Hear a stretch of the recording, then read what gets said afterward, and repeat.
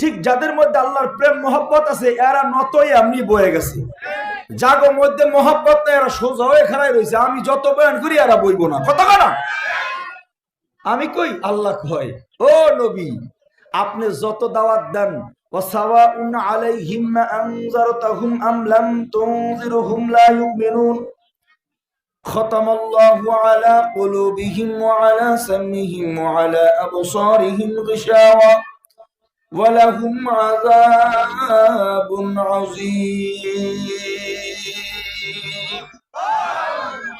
নবী আপনি যত বলেন এগো কানের মধ্যে আমি আল্লাহ মোহর মাইরে দিছি ও শুনবে না, কথা কয় না।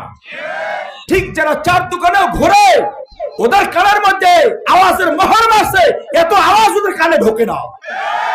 আমি কই না আমার গাইলেই লাভ নাই, আল্লাহ কয় এই কোরআনের একবারে সূরা বাকারার একবারে শুরুর দিক দিয়ে শুনাইছি, খাতামাল্লাহু আলা কুলুবিহিম ওয়া আলা সামইহিম ওয়া আলা আবসারিহিম গিশাওয়া ওয়া লাহুম আযাবুন আযীম।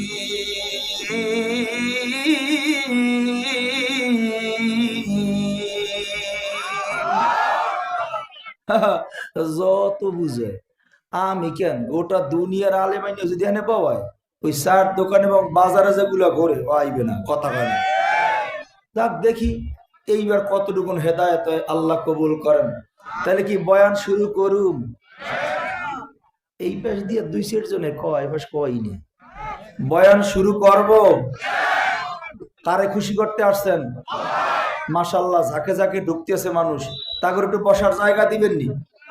এবার বলেন এখানে কারে খুশি করতে আসছেন?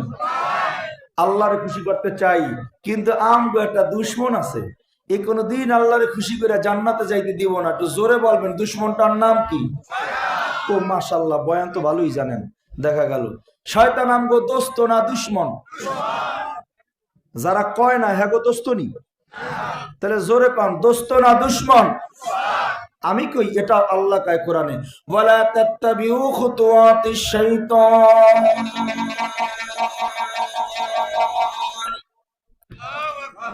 ওয়ালা তাত্তাবিউ খুতুওয়াতিশ শাইতান ইন্নাহু লাকুম আদুউম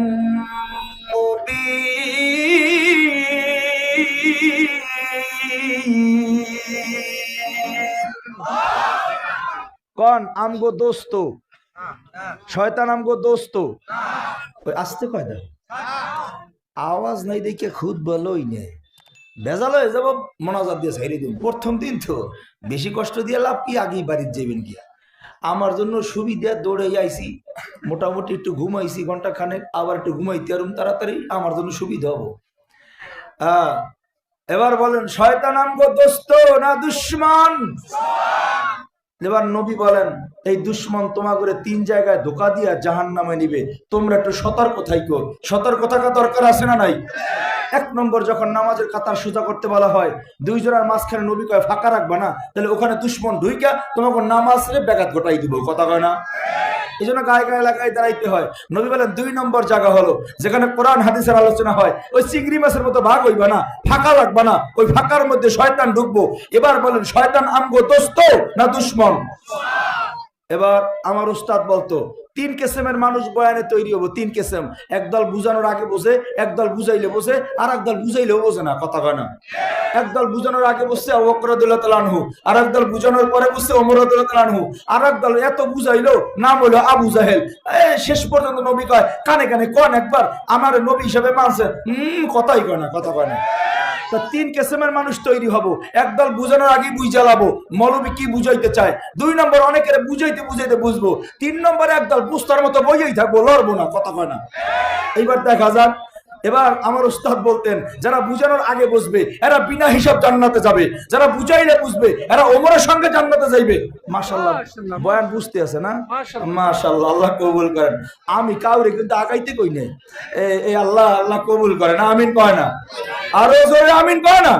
হাত এইবার দেন বস্তার মতো বই আছে কে আর দৌড়ে কে। আমি দোয়া করি আল্লাহ পেছন থেকে যারা দৌড়ায় সামনে আসে তাকে পিছনের জিন্দেগির গুনাহ মাফ করে দেন। আরো জোরে আমিন কয় না? আল্লাহ কবুল। একদল বুঝাইলে বুঝে, আর একদল বুঝাইলেও বোঝে না, আর একদল বুঝানোর আগে বোঝে। এইবার যারা আমার পিছনে চিংড়ি মাছের মতো ভাগ হয়ে গেছেন, হ্যাঁ করে আবার একটু বুঝাই, দেখি বোঝেন কিনা। আল্লাহ যারা পিছন থেকে আগাইয়া আবার সামনে আসবে, আল্লাহ তাদেরকে জান্নাতের জন্য সহজ করে দেন। আমিন জোরে কয় না? আল্লাহ কবুল করেন। জোরে জোরে জোরে নারায়ে তাকবীর।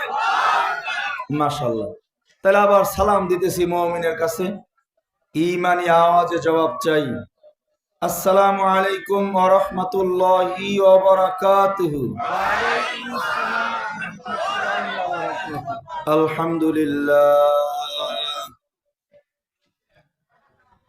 আলহামদুলিল্লাহ নাহমাদুহু ওয়া নাস্তাঈনুহু ওয়া নাস্তাগফিরুহু ওয়া নাউযু বিল্লাহি মিন শুরুরি আনফুসিনা من يهده الله فلا مضل له ومن يضلله فلا هادي له ونشهد أن لا إله إلا الله وحده لا شريك له ونشهد أن محمدا عبده ورسوله صلى الله عليه وسلم أما بعد فأعوذ بالله من الشيطان الرجيم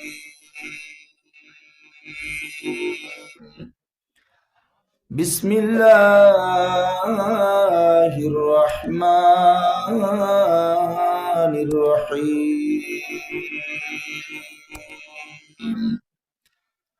يا أيها الذين آمنوا صلوا عليه وسلموا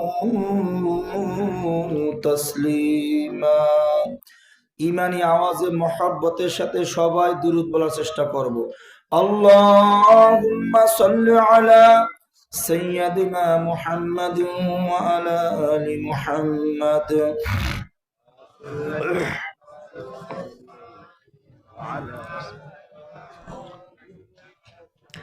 إنك حميد مجيد اللهم بارك على محمد وعلى آل محمد كما باركت على إبراهيم وعلى آل إبراهيم إنك حميد مجيد أعوذ بالله من الشيطان الرجيم بسم الله الرحمن الرحيم وما خلقت الجن والإنس إلا ليعبدون وقال تعالى ربنا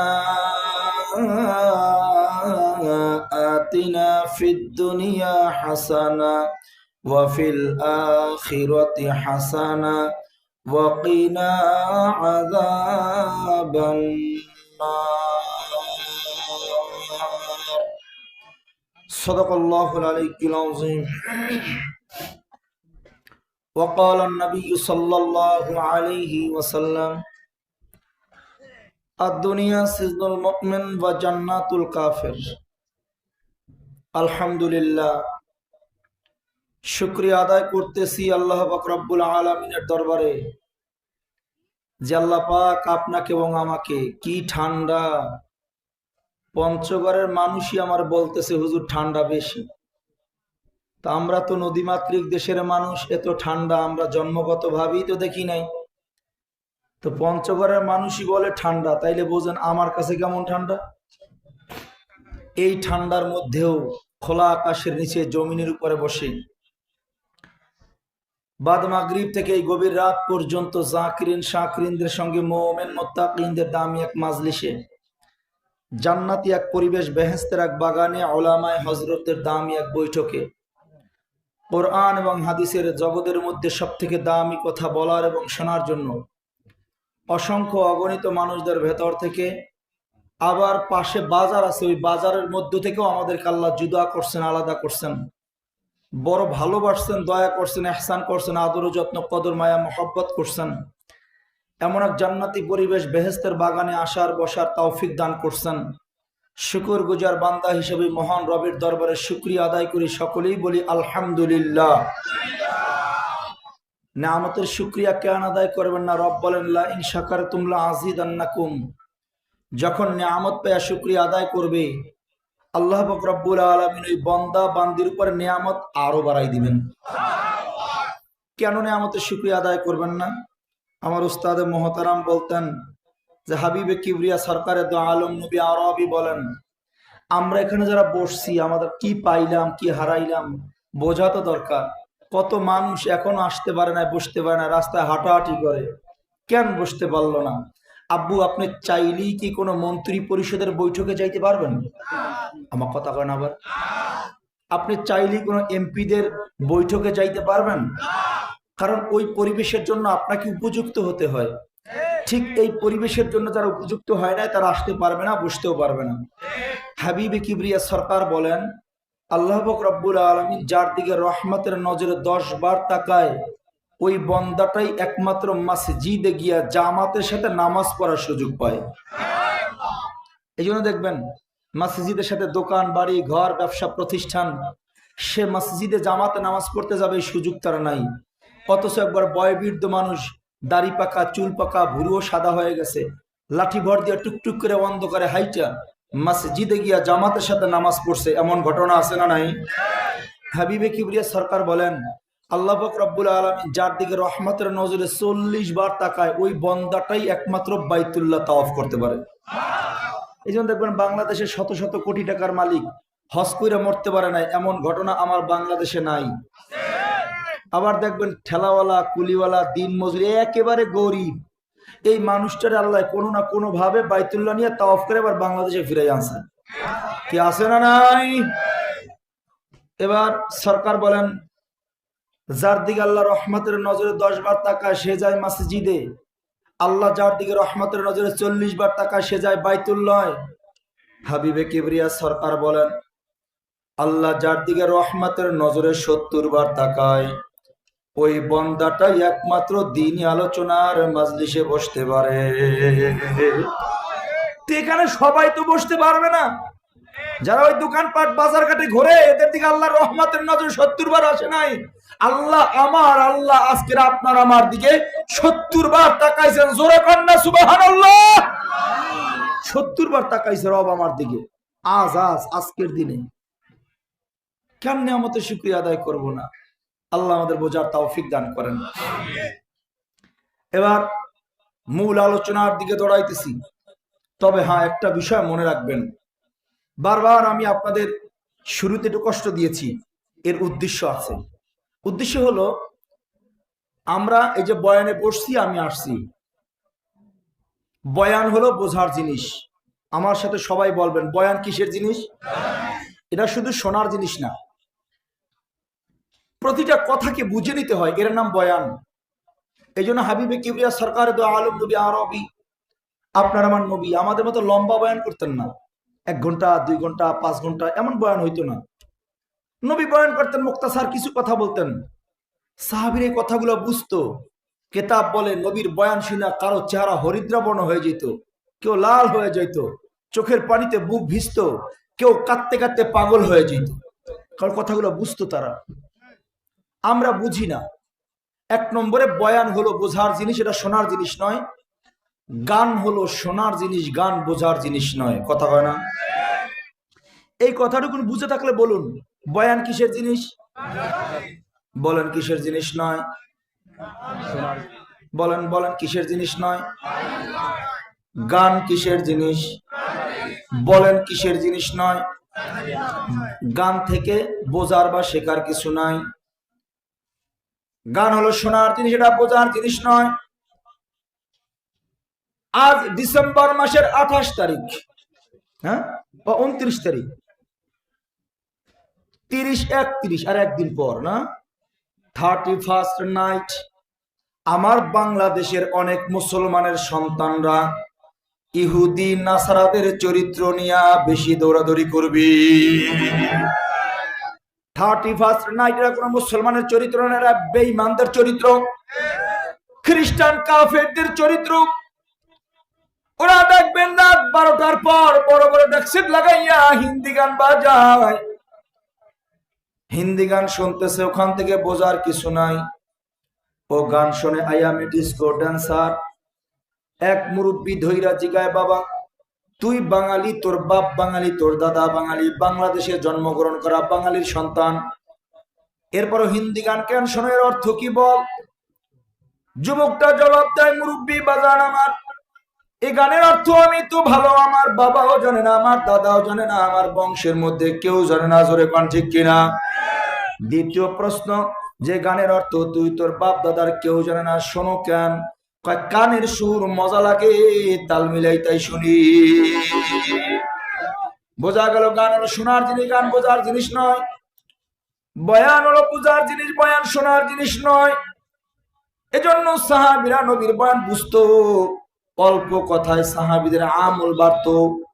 পক্ষান্তরে আমরা বয়ানটারও শোনায় অভ্যস্ত হইলাম।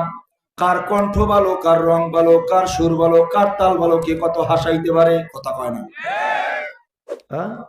আকর্ষণ তো, এছাড়া লোক হইতে চায় না। এই জন্য কথা চলে আসছে। 1 মিনিট আবার কষ্ট দেই আপনাদের, আইসি যদি কষ্ট দিয়ে যাই অসুবিধা কি? আল্লাহ কবুল করেন, এই কষ্টের বিনিময়ে জান্নাতের জন্য উত্তম ফয়সালা দান করেন, আমিন কর না। আমার ছাত্রদের এক ছাত্র নিয়ে এক মাহফিলে যাইতেছি, যে রাতে আবার ফিরবো, তো মাথা ব্যথা করে আমি একটু গাড়ির পিছনে শুইছি। তো আমার বলে, হুজুর আজকের মাহফিলে দোয়া করবেন আমার লেগে, আমি যেন আপনার মতো বক্তা হইতে পারি। তাই আমি বলি, না আমি তোমার লেগে এই দোয়া করুন না, বরঞ্চ দোয়া করুন আল্লাহ যেন তোরে যুগ শ্রেষ্ঠ আলেম হিসেবে কবুল করে। তো আমার বলল, হুজুর বক্তা হইতে তো আলেম হওয়া লাগে না, কি রাগ বাড়ে না কমে? তা আমি উঠে বইছি। আমার কাছে হুজুর মারবেন না, মারুম না, আলেম না হয়ে বক্তা হবি কেমনি? কোরআন হাদিসের দলিল দেওয়া লাগবো না? ও আমার কয়, না হুজুর বর্তমানে বক্তা হইতে আলেম হওয়া লাগে না, 3টা গুণ যদি অর্জন করা যায় তাহলে বক্তা হওয়া যায়। কয় গুণ? কৌতূহল বশত জিজ্ঞাসা করলাম, তাইলে বল। ঠিক ওই যে জানাজা পড়াইলো না, ওর থেকে একটু বড় হবো, বল 3 গুণ কি কি? ও আমার গায়ে হুজুর, 1 নম্বরে বক্তা লাগে দূরে, 2 নম্বরে চেহারা লাগে নূরে, 3 নম্বরে কণ্ঠ লাগবে সুরের, কথা কয় না? ওই যে বরিশাল যাইছে, অথচ এলাকার মধ্যে এমন আলেম আছে যার জোতা সোজা করার যোগ্যতাও আমার নাই, তারে দাওয়াত দিলে লোক হয় না। বর্তমানে মানুষ আমলের দিকে তাকায় না, শুধু কণ্ঠ শুনে। বক্তা লাগে দূরের, 2 নম্বরে চেহারা লাগে নূরের, 3 নম্বরে কণ্ঠ লাগে সুরের। বুকের মধ্যে জড়া একটা চাপ দিয়ে বললাম, বাবা এত ছোট বয়সে এত গভীরের গবেষণা কেমনে পাইলি? দোয়া করে দিলাম আল্লাহ জানো তোরে জবানার আবু হানিফা হিসাবে কবুল করে না। এই আকর্ষণই তো চলে, কথা কয় না? দূরের ওই বরিশাল দিয়া, ওরে বাবার বাবা কি এক আওয়াজ, আর চেহারা লাগে ভালো, আর যদি কণ্ঠ বলে তো কথাই নেই, কথা কয় না। দেখো বয়ান বোঝার জিনিস, বলেন বয়ান। পক্ষান্তরে আমরা বয়ানকে শোনা অভ্যস্ত হয়েছি, এই জন্য বর্তমান মাহফিল গুলাতে আমাদের ফায়দা কম হয়, কারণ শুনি তো খালি, বুঝি না, কথা কয় না, খালি শুই না যাই। এই জন্য দেখবেন আমরা এখানে অনেকেই আছি এই মাহফিলে, যার বয়ান শোনার বয়স 20 বছর, 30 বছর, 40 বছর বা 50 বছর, এরকম মানুষ আপনাকে এই মাহফিলে নাই। তাহলে আপনার এই 50 বছরের একটা মাহফিল শিখতেছেন, একটা পরিচিত বয়ান আমি আপনাকে শোনাই, জোরে বলবেন, জোরে বলবেন, সুদ খাওয়া কি? যারা বলে না তার মধ্যে গন্ডগোল। আপনার পাশে দেখেন এই গন্ডগোলের লোক আছে কিনা? আরো জোরে বলেন, সুদ খাওয়া কি? আরো জোরে হবে, ঘুষ খাওয়া কি?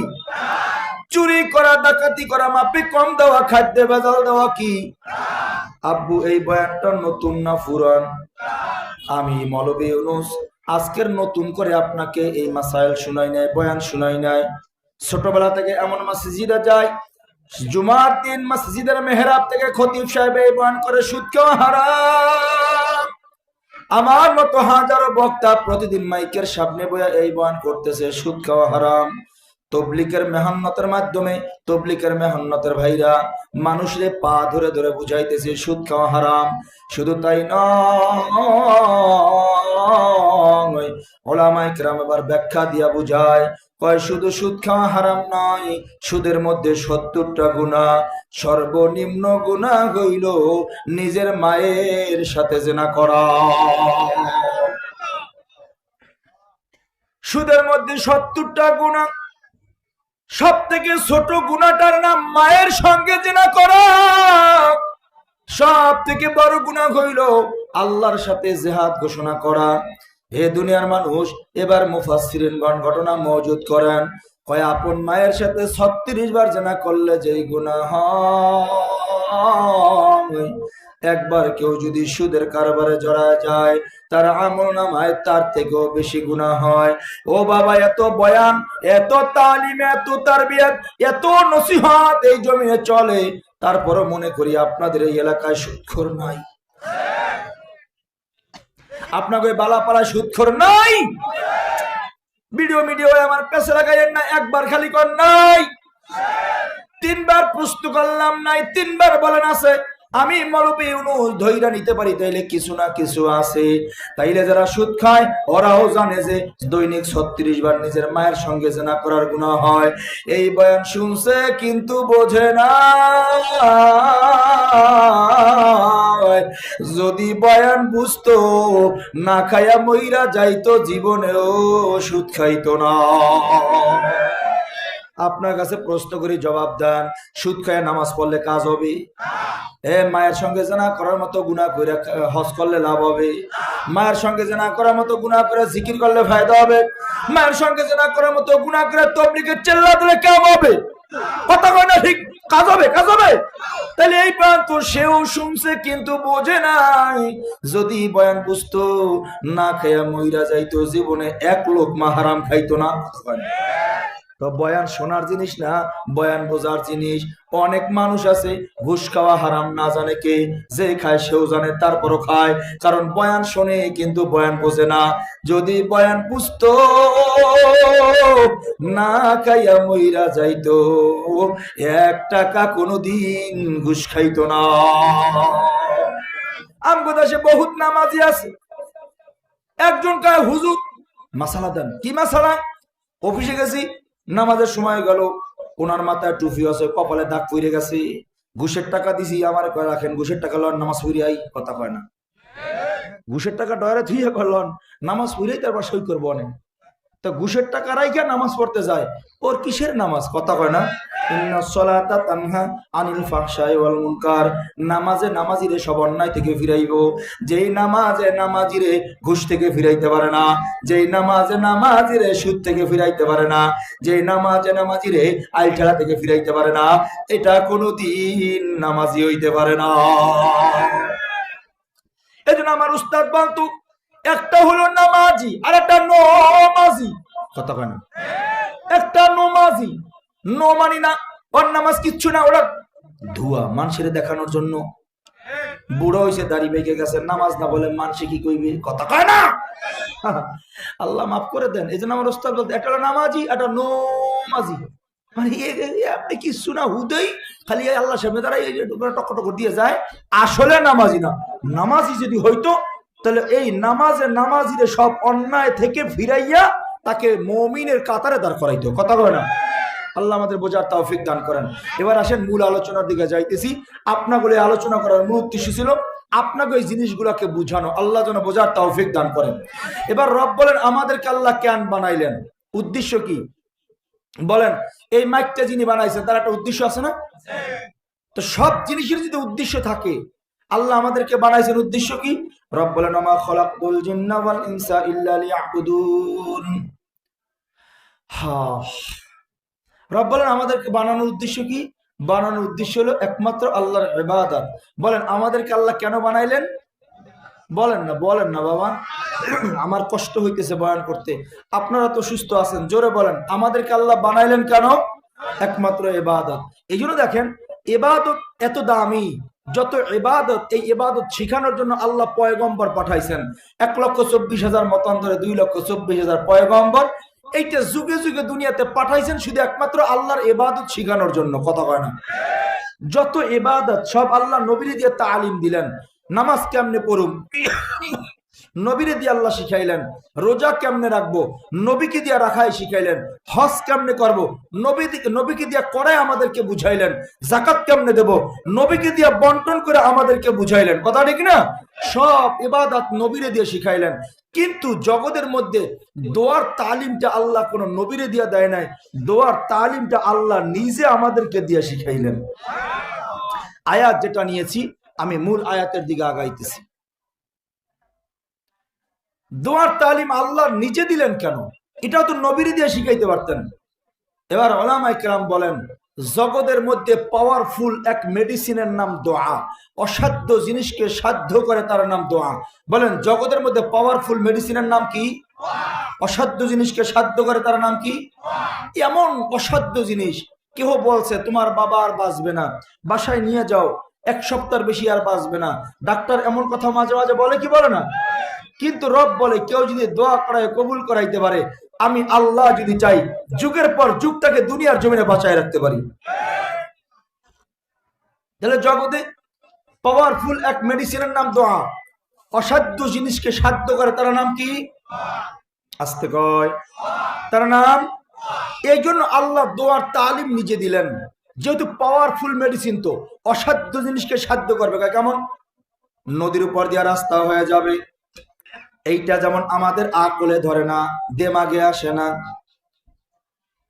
কিন্তু রব বলে কেউ যদি দোয়া করে আমার কাছে কবুল করাইবার পরে, আমি আল্লাহ যদি কবুল করিয়া নেই, আমি আল্লাহ তার জন্য নদীর উপর দিয়া সমুদ্রের উপর দিয়ে রাস্তা তৈরি করে দিতে পারি। কয় দলিল কি? দলিল হলো পয়গম্বর মূসা আলাইহিস সালাতু ওয়াস সালাম ফিরআউনের কবল থেকে বাঁচার জন্য কওমদেরকে নিয়ে যখন নিরাপদ আশ্রয় গ্রহণ করবে, সমুদ্রের কিনারায় দাঁড়াইলেন। সামনে নীল দরিয়া, পানি পার হওয়ার মতো কোন বাহন পয়গম্বরের কাছে নাই, পেছনে দুশমন। কই যাবে? সবাই কয় ওরে মূসা আমরা বুঝি ধরা খেয়ে গেলাম। পয়গম্বর মূসা বলে ভয় পাও না, আমার সাথে আমার আল্লাহ আছে। ভালো করে বুঝা নিয়ে পয়গম্বর মূসা বলছিল আমার সাথে আমার আল্লাহ আছেন। আর আমার নবী যখন সিদ্দিক আকবরকে নিয়ে যখন গুহার মধ্যে লুকাইলেন, সিদ্দিক আকবর আবু বকর রাদিয়াল্লাহু তাআলা আনহু বলেন নবী গো আমার মনে হয় আমরা ধরা খেয়ে যাব। নবী আমার সান্ত্বনা দেয় আবু বকর ভয় করিও না, আমাদের সাথে আমাদের আল্লাহ আছে। এখানে অনেক ব্যাখ্যা আছে, ওলামায়ে কেরামের সামনে ব্যাখ্যা দেওয়ার যোগ্যতা আমার নাই। এটা যদি পারি কিঞ্চিত কিছুটা শেষে বলে দিই মনে। ওখানে নবী বলেন আমার সাথে 1 বছর আমার সাথে আমার আল্লাহ আছে। এখানে আমাদের নবী বলেন ভয় করো না, আমাদের সাথে আমাদের আল্লাহ আছে। এখানে বহু বচন কেন লাগাইলেন? লম্বা কথা, সংক্ষেপ যদি পারি সময় থাকলে আমি শেষে কিছুটা বলার চেষ্টা করব। আল্লাহ যেন কবুল করে, আমিন কর না। এবার পয়গম্বর মূসা, তার কওমরা বলতেছে মূসা ও নবী আমার, আমরা মনে ধরা খাই গেলাম। ভয় পাইও না, আমার সাথে আমার আল্লাহ আছে। এই কথা বলার পর কিতাব বলে 2টা হাত আসমানের দিকে বাড়াইয়া পয়গম্বর মূসা আল্লাহরে ডাক দিছে। আল্লাহু আকবার। আসমানের দিকে তাকাইয়া 2টা হাত বাড়াইয়া ডাক দিছে। এবার প্রশ্ন হলো আমার কি লাগবো? দিলের খবর কে জানে? আস্তে কয় দেখো, আরো জোরে কোন। আমার দিলের খবর আল্লাহ জানে না? আমার কি লাগবো তো আল্লাহ জানে। তাহলে হাত বাড়ামু কেন? হাত তুইলা বা দোয়া করুম কেন? উলামায়ে কেরাম বলেন হাত কেন তুলবা জানো? হাত তুলে দোয়া করলে আল্লাহ পছন্দ করেন কেন? এবার আমি মৌলভী ইউনূসের গবেষণা বলি, এটা কোনো কোরআন হাদিসে পাই না। কোনো কোরআন হাদিসের দলিল চাইলে আমি দিতে পারুম না। তবে আমার গবেষণা হলো আল্লাহ পাক রব্বুল আলামিনের 99 নাম। জোরে বলবেন কয় নাম? আমার রবের 99 নাম। আমার মায়ের গর্ভে থাকা অবস্থায় আমার রব তার 99 নাম আমার 2 হাতের তালুর মধ্যে এমন ভাবে খোদাই করে লেখা দিল, এমন ডিজাইন করলো, তামাম দুনিয়ার কোনো মানুষ নাই আমার রবের এই নামটা মুইছে দিতে পারবে, অস্বীকার করতে পারবে। এজন্য তাকায় দেখেন 2 হাতের তালুর মধ্যে আল্লাহর 99 নাম। কয় কেমন? ডান হাতের মধ্যে আল্লাহর 18 নাম, বাম হাতের মধ্যে আল্লাহর 81 নাম, যোগ করলে 99 হয়ে যায়। এটা আমি মৌলভী ইউনূসের গবেষণা, কোরআন হাদিসের দলিলে পাই নাই গো বাবা। ডান হাতের মধ্যে আল্লাহর 18 নাম, এই তো আরবিতে 1, এই পাশেই তো আরবিতে 8, একে 8 18 হয়। বাম হাতের দিকে তাকায় দেখেন, এই তো আরবিতে 8, এই পাশেই তো 1, 8 1 81 হয়ে যায়। এবার 2 হাতের তালুর ভিতরে 81 এবং 18 হয়ে যায়। যোগফল কত হয় তাকায় দেখেন, 18 কে 9, 11 9, যোগফল 99 হয়ে যায়। 2 হাত বাড়ায় যখন বান্দা আল্লাহর কাছে বলে, আল্লাহ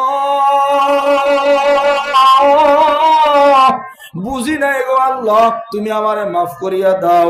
আল্লাহর 99 নামের একটা নাম হলো সত্তার। আল্লাহ সত্তারের চাদর দিয়া গুনাহগুলা ঢাইকা দেয়। আল্লাহর রহমান নামের দিকে তাকাইয়া বান্দা বান্দির জীবনের গুনাহ মাফ করে দেয়।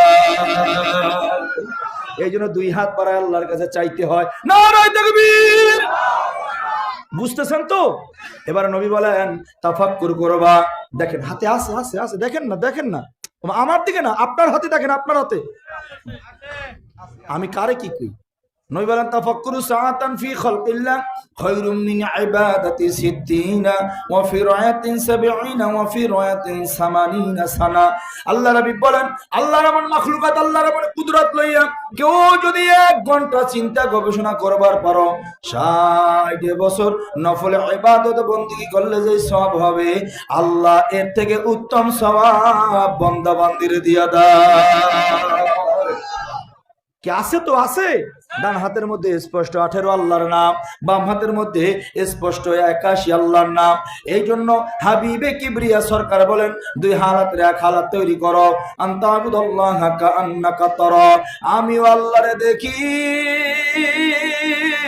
আমার আল্লাহ আমারে দেখে। যদি এই হালাত তৈরি করতে না পারো, ফাইল্লাম তাকুন তারাহু ফাইন্নাহু ইয়ারাক, আমি যদি আল্লাহরে দেখি না, আমার আল্লাহ আমারে দেখে। বলেন তো আর বয়ান লাগবো আজকে? আর দরকার আছে বয়ান? কেউ দেখে না, আমার কে দেখে? আরে জোরে কর। এই খেয়াল থাকলে বলেন গভীর জঙ্গলে যাইয়া গুনাহ করা যায়? আস্তে কয়। অফিসের মধ্যে ঘুষের টাকার বান্ডিল ধরা যায়, কেউ দেখে না,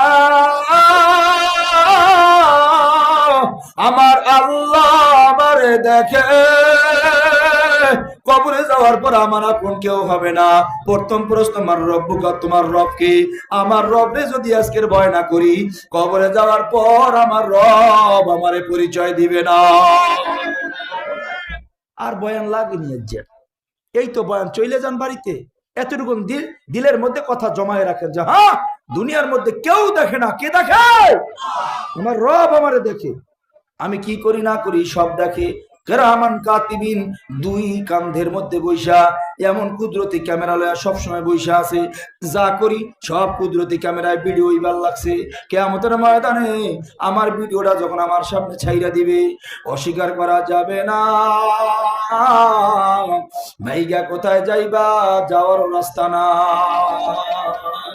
আল্লাহ আমাকে বোঝার তৌফিক দান করেন, আমিন কর না। যাই হোক, ফাঁকে অন্য প্রসঙ্গ আসছে, বইলে ফেলছি, কষ্ট পাইতেছেন আপনারা? দোয়ার তালিম আল্লাহ দিলেন। ওই যে নবী হাত বাড়াইছে, এখান থেকে না ঘুরে গেছিলাম। কথা ধরে রাখতে হবে কিন্তু, নাইলে বয়ান মজা পাবেন না। এবার দোয়া করে আল্লাহ, আর রব্বি কারীম, আমি মুসা তোমার কাছে হাত বাড়াইলাম। পেছনে আমার দুশমন, সামনে আমার পানি, সমুদ্র পার হওয়ার বাহন নাই, তরি নাই, কিস্তি নাই, নৌকা নাই। আল্লাহ আমি তোমার কাছে হাত বাড়াইলাম, দয়া মায়া করে তুমি আমার জন্য রাস্তার বন্দোবস্ত করে দাও। কিতাব বলে, আল্লাহ ডাক দেয়া বলে, মুসা তোমার হাতে কি? আল্লাহ আমার হাতে লাঠি, আঘাত করো পানির উপরে। কিতাব বলে পানির উপরে যখন আঘাত করলো, মুফাসসিরিনগণ ঘটনা মওজুদ করেন, তাফসীরের মধ্যে আসছে যখন পানির উপরে আঘাত করলো পয়গম্বর মূসা আলাইহিস সালাতু ওয়াস সালামের সাথে যেই কটা কওম ছিল, আল্লাহ প্রতিটা কওমের জন্য আলাদা আলাদা রাস্তা তৈরি করে দিছে। পয়গম্বর মূসা বলে, হে আমার কওম, আমার আল্লাহ আমাদের জন্য রাস্তা তৈরি করে দিছে। এ মানুষ, তাড়াতাড়ি করে নিরাপদ আশ্রয় গ্রহণ করার জন্য রাস্তা অতিক্রম করো। সবাই রাস্তা দিয়া আলাদা আলাদা পার হয়ে যাইবার লাগছে। পেছন দিক থেকে ফেরাউন আইসা তাকায় দেখে ওই তো পয়গম্বর দলবল লইয়া যাইতেছে, আক্রমণ করার জন্য আদেশ করলো, যাও পেছন দিক থেকে ধাওয়া করো। পয়গম্বর মূসা কওমদেরকে নিয়ে যখন নিরাপদ আশ্রয় চইলা গেল, যখন ফেরাউন মাঝ প্রান্তে চইলা গেল, আল্লাহ পাক রব্বুল আলামিন ডাক দেয়া বলে, পানি দোয়া কবুল করছি আমার পয়গম্বরের জন্য, কোনো নাফরমানের জন্য নয়। রাস্তা হইতে বসিলাম আমার পেয়ারা বন্দাদের জন্য, কোনো নাফরমানের জন্য নয়। ও পানি, আমার পয়গম্বরের জন্য রাস্তা হইতে বসিলাম। আমার পয়গম্বর নিরাপদ আশ্রয় চইলা গেল। আমি আল্লাহ তোমার আদেশ করলাম, তুমি যেমন পানি ছিলা তেমন পানি হয়ে যাও। আল্লাহ আদেশ করলে কয় ঘন্টা লাগে? মশা ঘুমায়। আল্লাহ যদি আদেশ করে হইতে কয় ঘন্টা লাগে? সন্দেহ আছে মনে হয় না? ইমান দুর্বল। আল্লাহ বললে কয় ঘন্টা লাগে? হ্যাঁ, 1 ঘন্টা, আধা ঘন্টা, 10 মিনিট, কয় মিনিট, 1 সেকেন্ডও লাগে? আমি কই? আল্লাহ বলেন সূরা ইয়াসিনের ভিতর আল্লাহ নিজেই বলেন কয় ঘন্টা লাগে। ইন্নামা আমরুহু ইযা আরাদা শাইআন আইয়াকুলা লাহু কুন ফায়াকুন। আল্লাহু আকবার।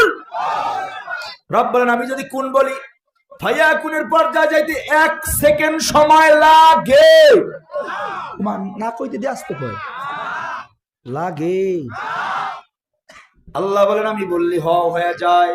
আল্লাহ আদেশ করে পানি, তুমি পানি হয়ে যাও। আল্লাহর আদেশের সাথে সাথে পানি হয়ে গেল। যে রাস্তা দিয়া পয়গম্বর পার হয়ে যায়, ওই রাস্তার মধ্যে আবার দলবল সহ ফেরাউনকে আল্লাহ চুবায় চুবায় মারল। হে দুনিয়ার মানুষ, দোয়া হলো জগতের মধ্যে পাওয়ারফুল এক মেডিসিনের নাম। অসাধ্য জিনিসকে সাধ্য করে দেয়, তার নাম দোয়া। এবার বলবেন, তাহলে আমরাও যদি কখনো বিপদে মুসিবতে পড়িয়া আল্লাহর কাছে হাত বাড়াই, আল্লাহ কি আমাদের জন্য রাস্তা তৈরি করে দিবে? হ্যাঁ দিবে, ইনশাল্লাহ। কয় না জোরে? প্যান্ডেলের সাউন্ড আর একটু বাড়ান, আমার গলা বাবা তো টানি কাজ হয় না, আর একটু বাড়াই দেন প্যান্ডেলের সাউন্ড। প্রয়োজনে রিভাব আর একটু কমায় সাউন্ডটা ছাইড়ে দেন, কারণ গলা বসা তো কষ্ট হইতেছে। আমরা সাউন্ড ভালো, সাউন্ড ঠিক আছে, আমার কারণে কষ্ট হইতেছে। আল্লাহ কবুল করেন, আমিন কর না। দোয়ার বয়ান হইতেছে, আপনারা দোয়া করলে এই দুর্বলটারে আল্লাহ সবল বানাই দিব। দোয়া তো ঠিক মতো হইতেছে না। দোয়া করলে মরা গাছেও আল্লাহ ফুল ফুটাবে। দোয়া করলে মৃত্যুরেও আল্লাহ জীবিত বানাই দিতে পারে। দোয়া করলে যার করে খাবার নাই, আল্লাহ মান্না সালোয়া দিয়ে তারা খাওয়াইতে পারে। দোয়া করলে আল্লাহ এই দুর্বল ইউনুসরেও আল্লাহ সবল বানাই দিতে পারে। আল্লাহ সবলতা দান করুন। দেই না আমিন? কত বড় কন না? ঠিক আছে, আল্লাহ কবুল করে নেন। তো যাই হোক, আল্লাহ আমাদের কেউ কি দিবে? হ্যাঁ দিবে। লম্বা ঘটনা তো উপসংহার শুনাইতেছি, স্বাস্থ্য দুর্বল তো বেশি আলোচনা লম্বা করতে আর অন্য। এই জন্য কিতাব বলে আল্লাহ আমাদের দোয়াও কবুল কইরা আমাদের জন্য রাস্তা তৈরি করে দিবে। যদি আমি বলার মতো বলতে পারি, কিন্তু পারি না। ডাকার মতো ডাকলে আল্লাহ কেমনে শোনে না। আল্লাহ তোমায় ডাকতে জানি না,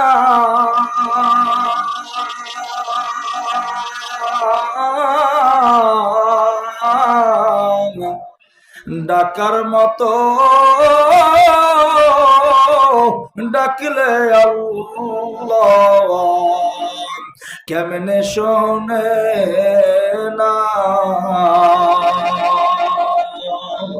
আল্লাহ ডাকার মতো আমাদের তৌফিক দান করেন, জোরে কোন আমিন।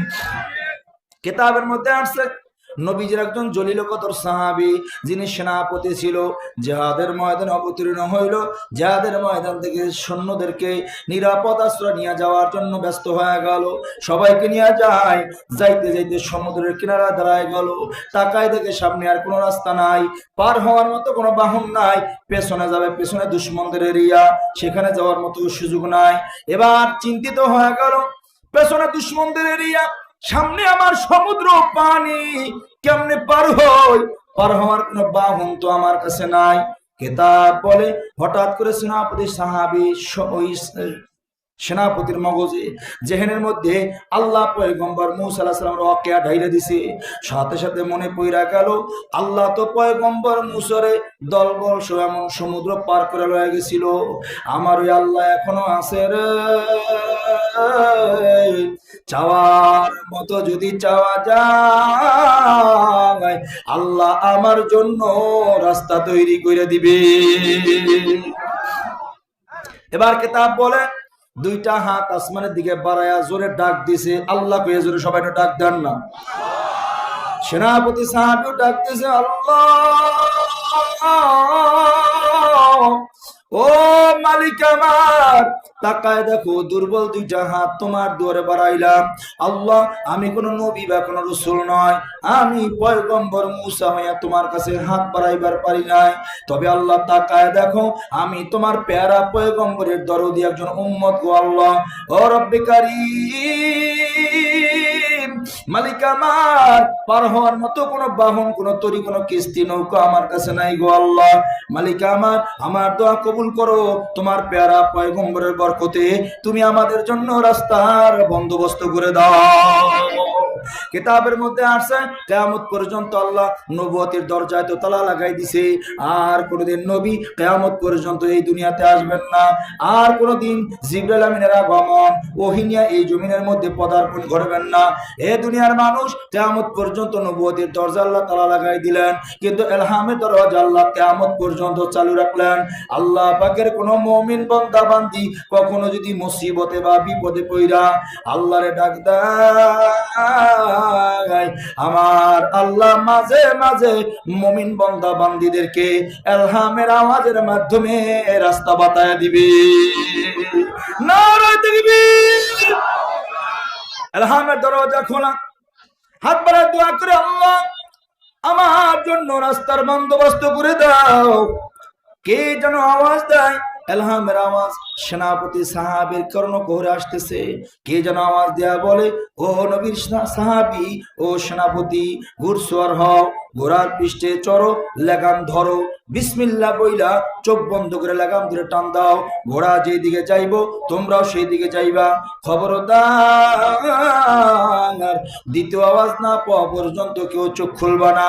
যেমন কথা তেমন কাজ। সেনাপতি সৈন্যদের দিকে নজর করে বলে, ও আমার সৈন্য দল, কে যেন আমার কানে আওয়াজ দেয়, ঘোড়ার পৃষ্ঠে চড়তে বলে, ঘোড়সওয়ার হওয়ার জন্য বলে, লাগাম ধইরা চোখ বন্ধ করে বিসমিল্লাহ বলে লাগাম টানতে বলে। ঘোড়া যেই দিকে যাইবো আমরা যেন সেই দিকে যাই। আর দ্বিতীয় আওয়াজ না পাওয়া পর্যন্ত আমরা কেউ চোখ খুলবো না। কে যেন আওয়াজ দেয়, সবাই ঘোড়সওয়ার হও। কথা অনুযায়ী সবাই ঘোড়ার পৃষ্ঠে চললো, চোখ বন্ধ কইরা বিসমিল্লাহ বইলা যখন লাগাম ধরে টান দিল। কিতাবের মধ্যে ঘটনা মজুদ, সমতল জমিনের মধ্যে ঘোড়া দৌড়াইলে যেমন টকবক টকবক দুম দুম দুম দুম আওয়াজ হয়, ঘোড়া গুলো সমুদ্র পার হইয়া যায়, ঘোড়ার পদদলিতে দুম দুম দুম দুম আওয়াজ হইতেছে।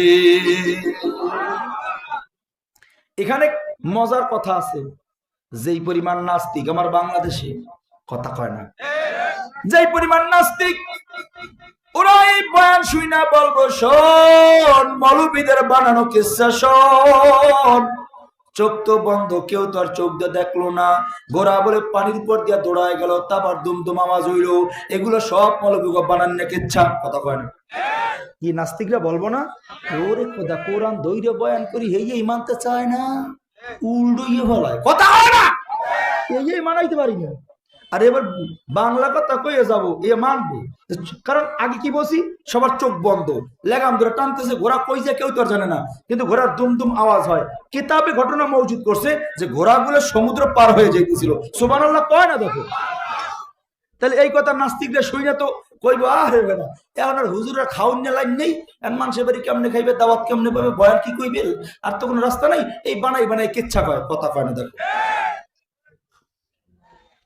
কিয়ামত পর্যন্ত এই আনেওয়ালা উম্মতের মধ্যে উম্মতে মুহাম্মাদের যারা ওরাসাত হবে, এরা যেন মুমিনদের ঈমান তাজা করতে পারে। কিয়ামত পর্যন্ত কিছু ঘটনা যেন তারা এখান থেকে বলতে পারে ঈমান তাজা করার জন্য। এজন্য আল্লাহ বেশ কিছু ঘটনা সমুদ্রের মাঝখানে ঘটাই দিয়েছে। সুবহানাল্লাহ কয় না? এর মধ্যে একটা ঘটনা বলি, রাত বেশি হয়ে যেতেছে তো বেশি বলার সুযোগ নেই। একটা ঘটনা কিতাব বলে রণাঙ্গমে ছুটছে সব ঘোড়া, তো প্রত্যেক সাহাবীর কাঁধের মধ্যে একটা ঝুলি বা ব্যাগ, ভাষা বোঝেন তো, ব্যাগ। যেমন আপনি এখান থেকে ঢাকায় রওনা করবেন, কিছু প্রয়োজনীয় জিনিস একটা ব্যাগে নেন না, একটা লুঙ্গি, একটা গামছা, একটা পাঞ্জাবি, কথা হয় না? দেখো নেন তো। ঠিক তারা তো জিহাদের ময়দানে 10 দিন 15 দিন 20 দিন বা মাসখানেক থাকবো, প্রয়োজনীয় কিছু জিনিস তাদের কাঁধের ব্যাগের মধ্যে নিয়ে নিছে যেন এটা ব্যবহার করা যায়। কিতাব বলে ঘোড়াগুলো এমন ভাবে দৌড়ায় দৌড়ায় ছুটছে, রণাঙ্গমে একটা তেজস্বী ঘোড়া এমন ভাবে দৌড়ায় যায়, হঠাৎ করে ওই সাহাবী আওয়াজ পাইতেছে কি যেন একটা পানির মধ্যে টুপ করে পড়ে গেছে। সুবহানাল্লাহ কয় না? কিতাব বলে সাহাবী আওয়াজ পাইল কি যেন একটা পানিতে পড়ে গেল, এবার অনুমান করে আমার কিছু হারাইলাম কিনা। কিতাব কয় কোহনু দিয়া ব্যাগের মধ্যে চাপ দেয়, ঘোড়া তো দৌড়াইতেছে, টকবক টকবক করে সামনে আগায় যায়। অনেকক্ষণ চাপ দিয়া অনুমান করে পাইলো তার ব্যাগের ভিতরে একটা পানি খাওয়ার পেয়ালা ছিল। পেয়ালা, ভাষা বুঝেন তো? পেয়ালা, আগের যুগের মানুষ পেয়ালায় পানি খেত, পেয়ালায়। কোনটা কাঁসার ছিল, কোনটা সিলভারের ছিল, কোনটা স্টিলের ছিল। কি আব্বু ঠিক আছে তো? আগে আমাদের ছোটবেলায় দেখতাম দাদা যান একটা পেয়ালায় পানি খাইতো, এটা 60 থেকে 70 গ্রাম ওজন ছিল। আমার কইতো পেয়ালায় পানি খাও, এটা সুন্নত। আমি তো গেদা ছিলাম, আমি এটা ওজন বেশি, এটা জায়গায় খাইতে পারি না। তো দাদা জান আমার ধইরা খাওয়াই দিত আর বলতো দাদা দান আমার নবী পেয়ালায় পানি খাইতো, এটা সুন্নত। কি আগের মুরব্বী বাবারা তো আছেন, এখন বোধহয় বয়ানটা চলবো। আর কিছুদিন পর এই জুয়ান কাছে কইলে হেরাই কইবে এটা বানাইনি গল্প, কথা কয় না? কি বাবা আগে পেয়ালা ছিল না? মাশাআল্লাহ। এই জুয়ানরা এই শুনে রাখো, পরবর্তী ওলামায়ে কেরাম কইলে আবার তোমরা সাক্ষ্য দিও যে হ্যাঁ মুরব্বিদের থেকে শুনছি আগে পেয়ালা ছিল, কথা কয় না? আল্লাহ কয় তো বোতল দেখা ডক ডক ডক ডক ডক ডক বাবা দিয়ে ধরে খারাই খারাই খাইতেছে, কথা কয় না? কি বিসমিল্লাহ কি রাউজুবিল্লাহ, নাই তো সব ভুলে গেছে। মাদ্রাসার আশপাশে আরে না তো, এই মাদ্রাসা দেখলে অনেক খাইবি কি না খাই মরবে, ওখানে দিয়ে লাভ কি? অনেক আমারও বলছিল কত কথা বলুন, কথার মাঝখানে আর এক কথা আবার ঠুস করে বেরিয়ে গেছে। কমুনা থাকবো আমার মাদ্রাসায় লয়ে যায়, তা আমার আব্বার পিছন দিয়ে চাষা কই নেন আরে মাদ্রাসায় লয়ে যাই। কাহারে পোলাটার কপাল খাইলো রে খাইলো, কি সুন্দর চেহারা, স্বাস্থ্য ভালো, মেধাও ভালো। আরে ইংলিশ ম্যাডামে টাডামে পড়াইলে ও বড় হইলে বড় অফিসার হইতে পারতো, মোটা অঙ্কের বেতন পাইতো। খাইলো ছেলেটার কপাল, না খাইয়ে মরবে, আমারে কইছে। এখন এলাকায় যখন মাহফিল হয় মুরব্বীদেরকে বলি বাজান তোমরা না বলছিলা আব্বু আমার কপালটা খাইলো, না খাইয়া মর্ম বলছিলাম, চলো না একটা মাহফিলে যাও, আমার সাথে একটা সফর ঘুরে আসো রে বাবা, চলো দেখবা মৌলবী ইউনুস না খাইয়া মরে না, মৌলবী ইউনুস খাইতে খাইতে মরে। পেশাব করতে যাইও শান্তি নেই, এই পেশাব করে দাঁড়াইছি 3-4 জন দাঁড়ানো, তো জরুর সেরে বেরোইছি। হুজুর দাঁড়াইছি আপনি বরিশাল হুজুর না? হ বরিশাল হুজুর। কি হয়েছে? হুজুর আপনার দেখে দোকানে কোনো দৌড়াই আসছি, হুজুর একটুখানে কিছু খাওয়ামু। আমি কি পেশাব করতে আইয়াও শান্তি নাই? তো আমি এই কথাগুলো আমার এলাকায় গিয়া বলি, তোমরা না কইছিলা না খাইয়া মরবে, আরে মৌলবী না খাইয়া মরে না, পেশাব করতে গিয়াও খাইয়া মরে, কথা কয় না? হেন শান্তি নাই, হেন 3-4 জন খাড়াই থাকে। হুজুর আফসুস করে অনেক আপনারা দেখছি, সরাসরি দেখি না, আপনারা এমনি দেখছি, হুজুর একটু দেখছি আন কিছু খাওয়ামু। তো উনি কয় কিছু খাওয়ামু, কদ্দুর গেলে কিছু খাম, তো খাইতে খাইতে এই পর্যন্ত হুজুর আরেকটু খান, তো মরে গেলে ভালো, মরলেও খান, কথা কয় না? তো খাইতে খাইতে আসতে কয়, দেখো খাইতে খাইতে মরে। এবার বলেন কোরআন কার? আসতে কয় কার? আবার বলেন রিজিকের মালিক কে?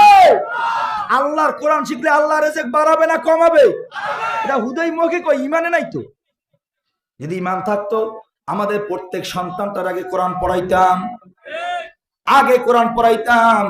আল্লাহর কোরআন শিখ, আল্লাহর কোরআন শিখলে আল্লাহ তোর রিজিক বাড়াই দিবে। যাই হোক, মাঝখানে একটা কথা আইছে, 3-4 মিনিট আবার আপনার ঘরে কষ্ট দিলাম। মনে আছে তো বয়ান? এবার চাপ দিয়ে দেখে যে না, আমার পানি খাবার পেয়ালা নাই। কিতাব বলে পেছন দিক থেকে ডাক দিছে, সেনাপতি দ্বারা সবাই সামনে বাড়ালেও আমি আর এক কদম সামনে যাবো না। কেন তুমি যাইবা না? আমার পানি খাওয়ার পেয়ালাটা সুইটাই সমুদ্রের মধ্যে পড়ে গেছে। কই পড়ছে?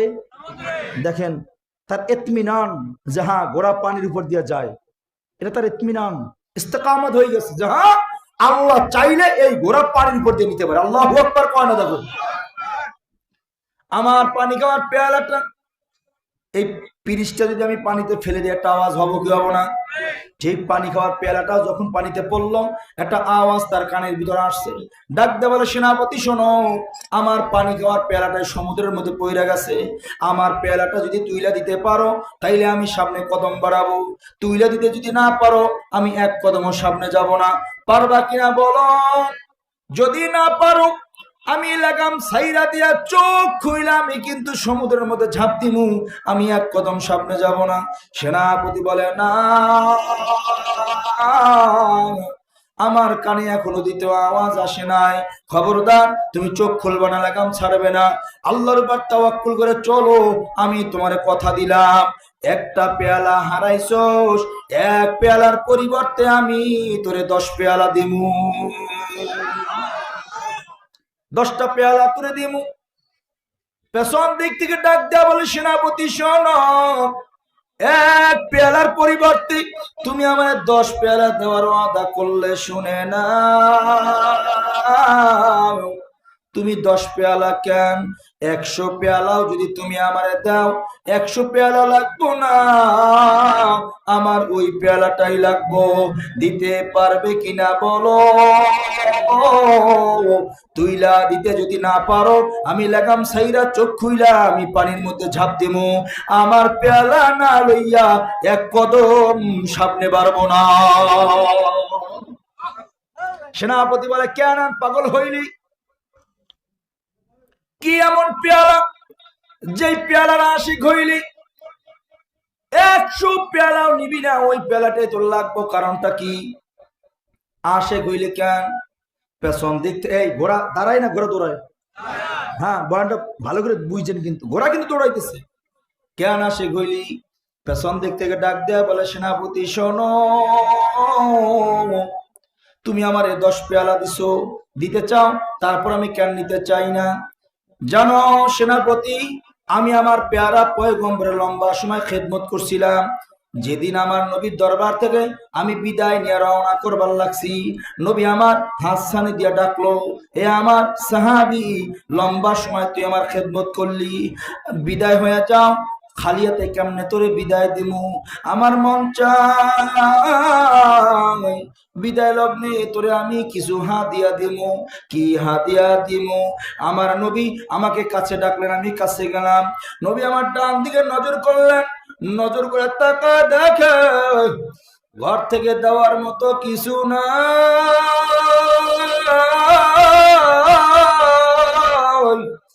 জীর্ণ শীর্ণ হালাতে ঘর। নবী আমার বাম দিকে নজর করলেন, নজর করে তাকায় দেখেন বাম দিক থেকে দেওয়ার মতো কিচ্ছু নাই, জীর্ণ শীর্ণ ঘর। নবী আমার সামনের দিকে নজর করলেন, নজর করে তাকায় দেখেন নবী দীর্ঘদিন যে পেয়ালাটায় পানি পান করছিলেন, ওই পেয়ালাটা জীর্ণ শীর্ণ হালাতে সামনে পইরা রইছে। নবী আমার বরকতি হাত দিয়ে পেয়ালাটা টাইনা আমাকে হাসানি দিয়া বলল, সাহাবী আমার, আমি নবী তোরে কি হাদিয়া দিমু? দেওয়ার কিচ্ছু নাই। আমি নবী দীর্ঘদিন যে পেয়ালাটায় পানি পান করছিলাম, আজ আমি নবী এই পেয়ালা তোরে হাদিয়া দিয়া দিলাম। জানো সেনাপতি, আমার নবী বরকতি হাত দিয়া পেয়ালাটা নেওয়ার পর আমি অদ্যপতি পর্যন্ত ওই জায়গায় ঠোঁট লাগায়া পানি পান করতাম, যেই জায়গায় রহমাতাল লিল আলামিন আমার পেয়ারা নবী ঠোঁট লাগায়া পানি পান করত। জানো সেনাপতি, আমি যখন আমার নবীর বরকতি ঠোঁটের জায়গায় আমি আমার ঠোঁটটা লাগাইতাম, আমার নবীর বরকতি ঠোঁটের মেশকাম্বারের ঘেরান আমার নাকে পাইতাম। অন্য পেয়ালা দিলে আমি আর ঘেরান তো আর পাবো না। দিতে পারবে কিনা কম? সেনাপতি বলে, ধৈর্য ধরো, আল্লাহর উপর তাওয়াক্কুল করে পথ চলো, আল্লাহ যেন ব্যবস্থা করে দেয়। কিতাবের মধ্যে ঘটনা আসছে, এবার সেনাপতি একটা হাত সমুদ্রের মধ্যে ঢুকায়া দিছে। নারায়ে তাকবীর। এবার সেনাপতি বলে, আমার হাত পানির ভিতরে, আমি অনুমান করতেছি। সুবহানাল্লাহ কয় না? এবার জোরে কন, পেয়ালা কই? আওয়াজ নাই, আওয়াজ নাই, বলেন পেয়ালা কই? সেনাপতির হাত কই? জোরে জোরে জোরে বলেন, ঘোড়া কই? হ্যাঁ জোরে আওয়াজ হবে। পেয়ালা কই? হাত কই? ঘোড়া কই? তাইলে পেয়ালা ডুবলো, হাত ডুবলো, বলো বাবা ঘোড়া ডুবলো না কেন? বলো ঘোড়া ডুবলো না কেন? ঘোড়া তো এখনো দৌড়ায়, ঘোড়া ডুবে না কেন? এবার ওলামায়ে কেরাম বলে, এর নাম দোয়ার পাওয়া। আল্লাহ দোয়া কবুল করছেন, আল্লাহ দোয়া কবুল কইরা তাদের জন্য রাস্তা তৈরি করে দিছে। আল্লাহ চাইলে হয় কি হয় না? আরো জোরে কোন। এবার কিতাব বলে, নদী সমুদ্রের মধ্যে হাত দিয়া এবার সেনাপতি একটা ডাক দিল, ও নদীর মাখলুকাত মাছ, কে কোথায় আছোস আমার জানা নাই। আমার নবীর বরকতি ঠোঁটের একটা সোয়ার পেয়ালা সমুদ্রের তলদেশে পইরা গেছে, পারবিনি কেহ নবীর সোয়ার পেয়ালাটা আমার হাতে তুইলা দিতে? আমরা নবীজির পক্ষ থেকে একজন দরদি উম্মত, পারবিনি নবীর উম্মত হিসাবে নবীর সাহাবীরে কেউ সহযোগিতা করতে? কিতাব বলে, সেনাপতি হাত দিয়া এমন ভাবে দোয়া করতে দেরি হয়, নদীর তলদেশ থেকে বড় একটা তিমি মাছ মুখের ভিতরে পেয়ালাটা ধইরা সেনাপতির হাতে তুইলা দিতে দেরি করে না। হাতে তুইলা দিল। শুধু তাই নয়, কিতাব বলে, এবার মাছ মানুষের ভাষায় কথা কয়। আল্লাহু আকবার কয় না? দেখেন আরো জোরে কন। মানুষের ভাষায় কথা কয়। পেয়ালাটা দিয়া বলতেছে, ও সেনাপতি শোনো, নবীর নাম শুনছি কিন্তু নবী দেখি না, নবীর বরকত কেমন তা আমরা বুঝি নাই, আমরা পাই নাই। জানো সেনাপতি, নবীর বরকতি ঠোঁটের সোয়ার পেয়ালাটা যখন সমুদ্রের মধ্যে পইরা গেল, নবীর বরকতি ঠোঁটের সোয়ার বরকতে গোটা সমুদ্রের পানি মেশকাম্বারের ঘেরানে বইরা গেছে। আমরা সব মাছেরা দলবদ্ধ হইয়া বরকত নেওয়ার জন্য আসবার রাখছি। চলো নবীর বরকত নেওয়ার জন্য যাই। তুমি পানির মধ্যে হাত দিয়ে এমন ভাবে দোয়া শুরু করলে, তোমার দোয়ার কারণে গোটা সমুদ্রের পানি উত্তপ্ত হয়ে গেল, গোটা সমুদ্রের পানি এত গরম হয়ে গেল, সিদ্ধান্ত নিয়ে ফেলাইলাম এমন পেয়ালা রাখা যাব না, পেয়ালা রাখলে আমরা আর থাকতে পারবো না। নারায়ে তাকবীর। বুঝতেছেন ভাইয়া? দোয়া এমন এক পাওয়ারফুল মেডিসিনের নাম। দোয়া করলে সমুদ্রের তলদেশ থেকে পেয়ালা পাওয়া যায়, দোয়া করলে সমুদ্রের পানি গরম হয়ে যায়, দোয়া করলে সমুদ্র পার হওয়া যায়। আল্লাহু আকবার জোরে বলেন না। এর নাম কি? দোয়া। বলেন এর নাম আরো জোরে বলেন না। এই জন্য দোয়ার তালিম আল্লাহ নিজে দিচ্ছেন। শুধু তাই না, কারো হায়াত 30, 40, 50, 60 বা 100 বছর। এবার কিতাব বলে, কেউ যদি দোয়া করে আল্লাহর কাছে কবুল করাইতে পারে, কারো হায়াত 50 থাকলে আল্লাহ দোয়ার বদৌলতে 50 থেকে হায়াতটাও 100 বানাই দিবে। ওমা সুবহানাল্লাহ আসতে পায়। দেখো এর নাম দোয়া। দলিল কি? দলিল পয়গম্বর ঈসা আলাইহিস সালাতু ওয়াস সালাম আল্লাহর কাছে যখন তাওরাত পড়ে আল্লাহর কাছে দোয়া করল, আল্লাহ তাওরাতের মধ্যে যত ফজিলত দেখলাম সব আখিরি পয়গম্বর উম্মতের জন্য, আল্লাহ আমারও নবী না বানাইয়া উম্মত বানাইলে জীবনটা ধন্য বলে মনে করতাম। আল্লাহ দোয়া কবুল করে কয়, পয়গম্বর ঈসা দোয়ার বরকতে আমি তোমার হায়াতটারে কিয়ামত পর্যন্ত লম্বা করে দিলাম। আরো জোরে সুবহানাল্লাহ কোন না। বলেন পয়গম্বর ঈসা আলাইহিস সালাম জীবিত আছে না নাই? ইমানি বয়ান তো জোরে কোন না, আছে না নাই? আছে।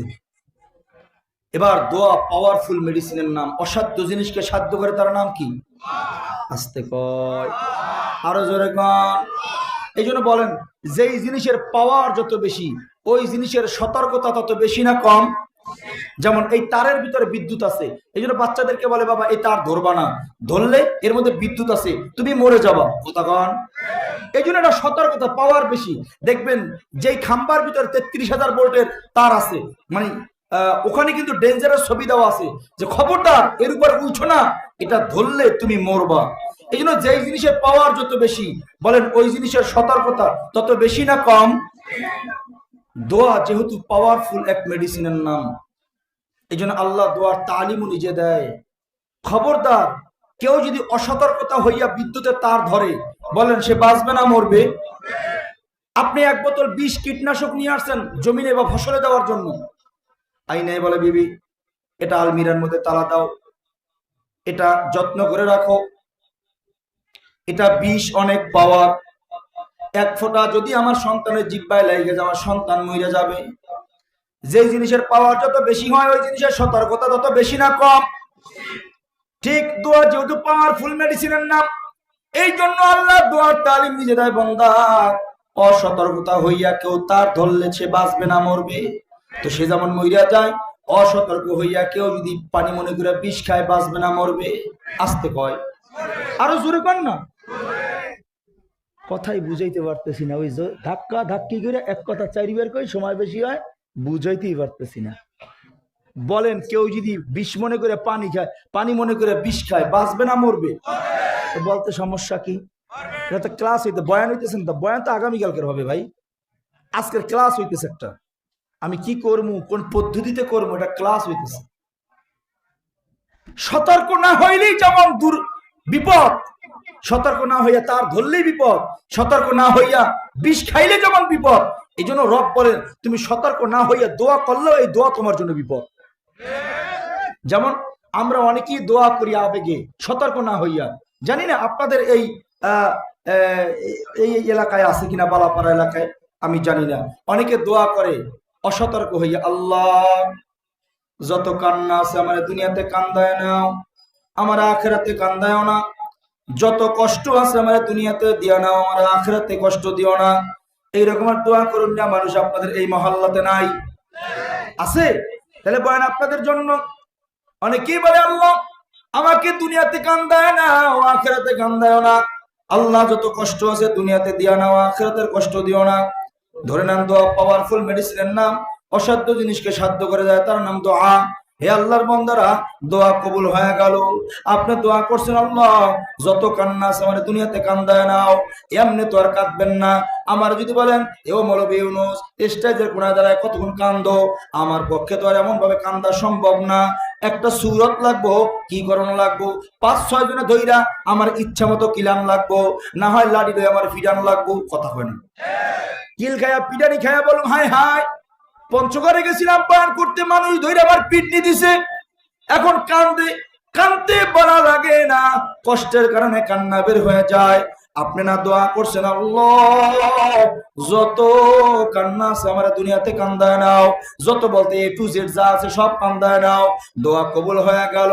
ধরে নেন এবার কেমনে কাঁদবেন? 4টে সন্তান, মাঝখানে সন্তানটা মরে গেছে, রাতের বেলা চলে গেল, দিনের বেলা বাবা কান্দে হারে। 4 সন্তানের মধ্যে এই সন্তানটা বড় আদওয়ালা ছিল, ও বড় ভালো ছিল, আমার আব্বা আব্বা কয়ে বেশি ডাকতো, আমারে বেশি মহব্বত করতো। কথা হয় না? কানতে বলা লাগে না, কান্না শুরু হয়ে গেল। 1 সপ্তাহ যাইতে না যাইতে মা মরে গেছে, কপালে থাবড়া দিয়া বলে হারে আমার দোয়ার পাত্রটাও চলে গেল। 1 সপ্তাহ যাইতে না যেতে বিবি মরে গেছে, আরো কান্না বাইরে গেল। 1 সপ্তাহ যাইতে না যাইতে আপনার ওই বাজারে একটা দোকান ছিল, একমাত্র আয়ের উপার্জনের উৎস, দোকানটাও আগুন লেগে ফুইরে গেল। জোরে কোন কান্না বাড়ে না কমে? এবার বলেন এই কান্না আল্লাহ দিছে না আপনি চাইয়ে আনছেন? আপনারা বলছেন আল্লাহ যত কান্না আছে আমার কান্দায় না, 1 মাস কাটার পর ইমাম সাহেব ডাক দিয়া কয়, কি ব্যাপার হাজী সাহেব, আপনারা প্রথম কাতারে দাঁড়ায় নামাজ পড়তেন মুসল্লি, আপনারা 1 মাস ধরে তো 15 দিন ধরে তো আপনার মসজিদে দেখি না, কারণ কি? এবার হাজী সাহেব ভেটকি দিয়ে কয়, নামাজ পড়া দেখছি লাভ নাই। নাউজুবিল্লাহ কয় না? দেখো এইবার কোন ইমান আছে না গেছে? তার মানে দোয়া কইরা ইমান খুয়াইছে। আপনি বলছেন যত কান্না আছে সব কান্দায় নাও, আল্লাহ 1 মাস কাঁদাইছে, ইমানই চলে গেল। আল্লাহ কয় কান্না চাইও না, তুমি আমার কাছে রহমতের দোয়া করো। 2 নম্বর, আল্লাহ যত কষ্ট আছে সব দুনিয়াতে দিয়া নাও।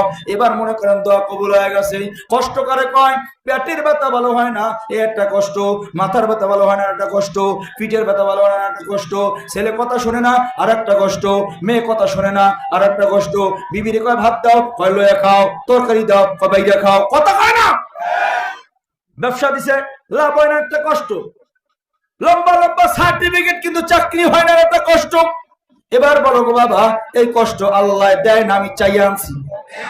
জোরে কোন, জোরে জোরে। অনেক গভীরের কথা, বেশি গভীরে যাবো না বাবা। এবার দোয়া করে, আল্লাহ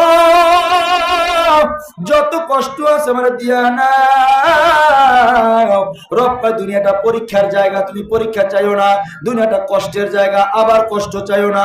দুনিয়াতে কেউ শান্তিতে নাই, সবাই কষ্টে। খবরদার পরীক্ষার জায়গা, পরীক্ষা চাইও না। ওয়ালা নাবলুওয়ান্নাকুম বিশাইইন মিনাল খাউফি ওয়াল জু'i ওয়া নাকসিম মিনাল আমওয়ালি ওয়াল আনফুসি ওয়াস সামারাত ওয়া বাশশিরিস সাবিরিন। রব্বা পরীক্ষা তো আমি করব গবাদি পশু দ্বারা, ক্ষুধা দ্বারা, ভয় দ্বারা, অসুস্থ বানাইয়া, সন্তান সন্ততি দিয়া, কথা কয় না? রব্বা পরীক্ষা করব চাইও না। হে দুনিয়ার মানুষ, তাহলে দোয়া কেমনে করবা? রব্বা দোয়া শিখাই দিলাম, দোয়া করো, রব্বানা আতিনা ফিদ দুনিয়া হাসানা ওয়া ফিল আখিরাতি হাসানা ওয়া কিনা আযাবান নার। রব বলেন দোয়া করো, রব্বানা, ও আমার রব, ও আমার প্রতিপালক, ও আমার সৃষ্টিকর্তা, ও আমার মাশুক, ও আমার মাহবুব, ইয়া আল্লাহ রব্বানা আতিনা ফিদ দুনিয়া হাসানা। হাসানা শব্দের অর্থ কষ্ট, কথা কয় না? কি কি কি বলেন? কল্যাণ। জোরে কোন, আরো জোরে কোন। রব্বায় দোয়া শিখায় কেমনে করবা? আল্লাহ আমার দুনিয়ার কল্যাণ দাও, শুধু দুনিয়ার কল্যাণ না, ওয়াফিল আখিরাতি হাসানা, আল্লাহ আমার আখিরাতের কল্যাণ দাও। আমিন কয় না? আল্লাহ দোয়া শিখায়, তুমি দোয়া করবা আল্লাহ আমার দুনিয়ার কল্যাণ দান, পাশাপাশি আখিরাতের কল্যাণ দান। দুনিয়ার আযাব দিয়েন না, আখিরাতের আযাব দিয়েন না। আল্লাহ কয় দুনিয়ার কল্যাণ চাওয়ার জন্য, আর আমি কি আল্লাহ আমার কান্দাইয়া নেন, যত কষ্ট আছে দুনিয়াতে দিয়া নেন। এবার বলেন আল্লাহর শিখানো দোয়া আর আমার করা দোয়া এক হইল কিনা? না, কথা কয় না। এক হইছে? এই জন্য অসতর্ক হওয়ার কারণে তার ধরলেই যেমন বিপদ, বিষ খাইলেই যেমন বিপদ। দোয়া পাওয়ারফুল মেডিসিনের নাম। অসতর্কতা ভাবে দোয়া করলেও এই দোয়া আপনার জন্য বিপদ। বুঝাইতে পারছি? এবার এটা দোয়া করার সতর্কতা, যে হ্যাঁ কিভাবে? আল্লাহ আমার দুনিয়ার কল্যাণ দান, আখিরাতের কল্যাণ দান। দুনিয়ার অশান্তি দিয়েন না, আখিরাতের অশান্তি দিয়েন না। আয় আল্লাহ দুনিয়া আখিরাত উভয় জানের কল্যাণ কামিয়াবি আমারে দান করেন। আমিন কয় না? কি দোয়ার পদ্ধতি শিখলেন তো? এটা দোয়া করার পদ্ধতি। এবার দোয়া চাওয়ার পদ্ধতি। বলেন একেবারে শেষ প্রান্তে চলে আসছি, দোয়ার কাছাকাছি চলে আসছি। দেখেন জুমার দিন আমরা 10 কেজি জিলাপি লইয়া ইমাম সাহেবের হাতে 500 টাকা বুঝে দিয়া বলি, ইমাম সাহেব দোয়া কইরেন, কথা কয় না? এটাই তো বলেন আপনারা। ইমাম সাহেব হুজুর আব্বা অসুস্থ, দোয়া কইরেন। ইমাম সাহেব হুজুর মেয়েটা অসুস্থ, দোয়া কইরেন। এবার ইমাম সাহেব যদি কয় দোয়া যদি না করে কি হইবে, আপনার খবর আছে? কথা পায় না।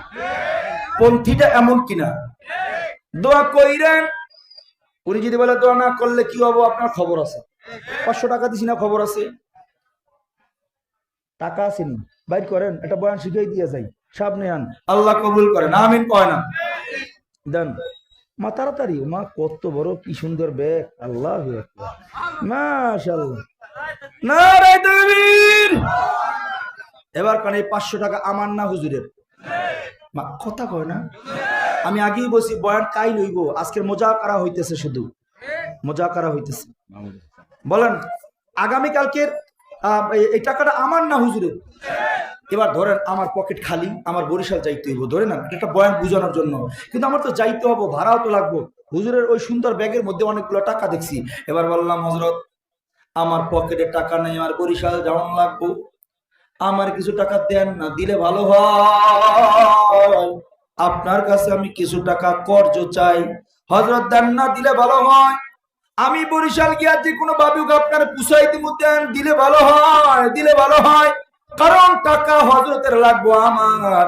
যত বিনয় হওয়া দরকার তার থেকে বেশি বিনয়ী হই, কথা কয় না। এবার দোয়া তো হুজুরের, লাগবো তো আমার। আর আমি যদি বলতাম দেখ টাকা দেন না কেন, অতগুলো টাকা টাকা দেন না কেন, তো উনি বলতো না এটা মৌলবি না, এটা বেয়াদব, কথা কয় না। একই মানুষ, একই ধরন, একই বলন, এক বলার দ্বারা আদব হয়, আর এক বলার দ্বারা বেয়াদব হয়। আল্লাহর বান্দারা, এই টাকাটা হয়তো বা উনি নিয়ে আসছেন ওনার সন্তানের জন্য ঔষধ নিবেন, অথবা বিবির জন্য ঔষধ নিবেন। আমি এমন ভাবে চাইলাম ভাইজান দেন না ভাই, দিলে ভালো হয়, টাকাটা ফেরত দেব, এমন মহব্বতে চাইলাম, আমার মহব্বতে পইরা টাকা দিয়া দেয়। এবার দোয়া তো হুজুরের লাগবো আমার, এই জন্য 10 কেজি জিলাপি আর 500 টাকা লিয়ে হুজুরের কাছে গেছি, কত কারণ হুজুরের দোয়া আমার লাগবো। হুজুরের দোয়া কইরেন, আদেশ দিয়া কোনোদিন দোয়া নেওয়া যায় না, আদব দিয়া সবসময় দোয়া নিতে হয়। কেমনে হযরত? দোয়া চাই, আমার মেয়েটা অসুস্থ, আপনার কাছে দোয়া চাই, আমার ছেলেটা অসুস্থ, আপনার কাছে দোয়া চাই, দোয়ার দরখাস্ত রাইখা যায়, যখনই আল্লাহর কাছে হাত বাড়ায় কিছু চাইবেন, আমার কথাটা আল্লাহর কাছে বইলেন, দোয়া চাই ভাইজান, দোয়া চাই, ও ভাই দোয়ার দরখাস্ত রাইখা চাই, চাওয়ার মধ্যে দরদ, চাওয়ার মধ্যে মহব্বত, কথা কেন? কি বলবেন? দোয়া কইরেন, কি বলবেন? বলেন না, বলেন না, আমার দোয়া আপনার লাগবো, আপনার দোয়া আমার লাগবো, দোয়া চাই। ধরেন বেশি সময় দেওয়া যাবে না, বয়ান শেষ হয়ে গেছে, আল্লাহ কবুল করেন, আমিন করেন না। কি বলবেন? দোয়া কইরেন, আর বলবেন কি বলবো? জোরে জোরে জোরে।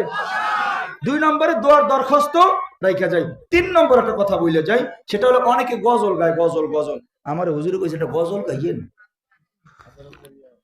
আরে না হুজুর, কির গজল? আগে বয়ান শিখুন, এবার গজল শিখবে। একটা গজল গাই, অনেকেই গায়, এই গজলটা দেখেন আপনাদের সাথে মেলে কিনা। জাহান্নামের আগুন মাবুদ সইতে পারব না,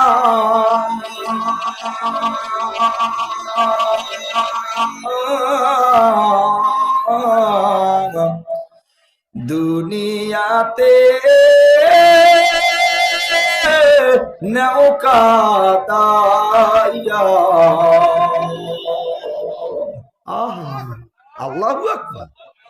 হ্যাঁ, গজলেও কানতে চাই দুনিয়াতে, বুঝাইতে পারতেছি না মনে হয়। আরে দুনিয়াতে নৌকা দাইয়া, আখেরে কাদাইও না, রব্বা রব্বানা আতিনা ফিদ দুনিয়া হাসানা। তুমি দুনিয়ার কল্যাণ চাও, আমি গজলের মাধ্যমে দুনিয়ায় কানতে চাই, এটা কেমন কথা? আমার বুঝে আসে না বাবা। আমি অনেকগুলো শিল্পী সংগঠনে বইলে আসছি বাবা, তোমরা একটু সংশোধন করে নাও। ওরা বলে হুজুর কেমনে করব, আপনি একটু বইলা দেন। এক কলি গায়ে আসছি, তোমরা এইভাবে বাকিগুলো মিলায় নিও। জাহান্নামের আগুন মাবুদ সইতে পারব না,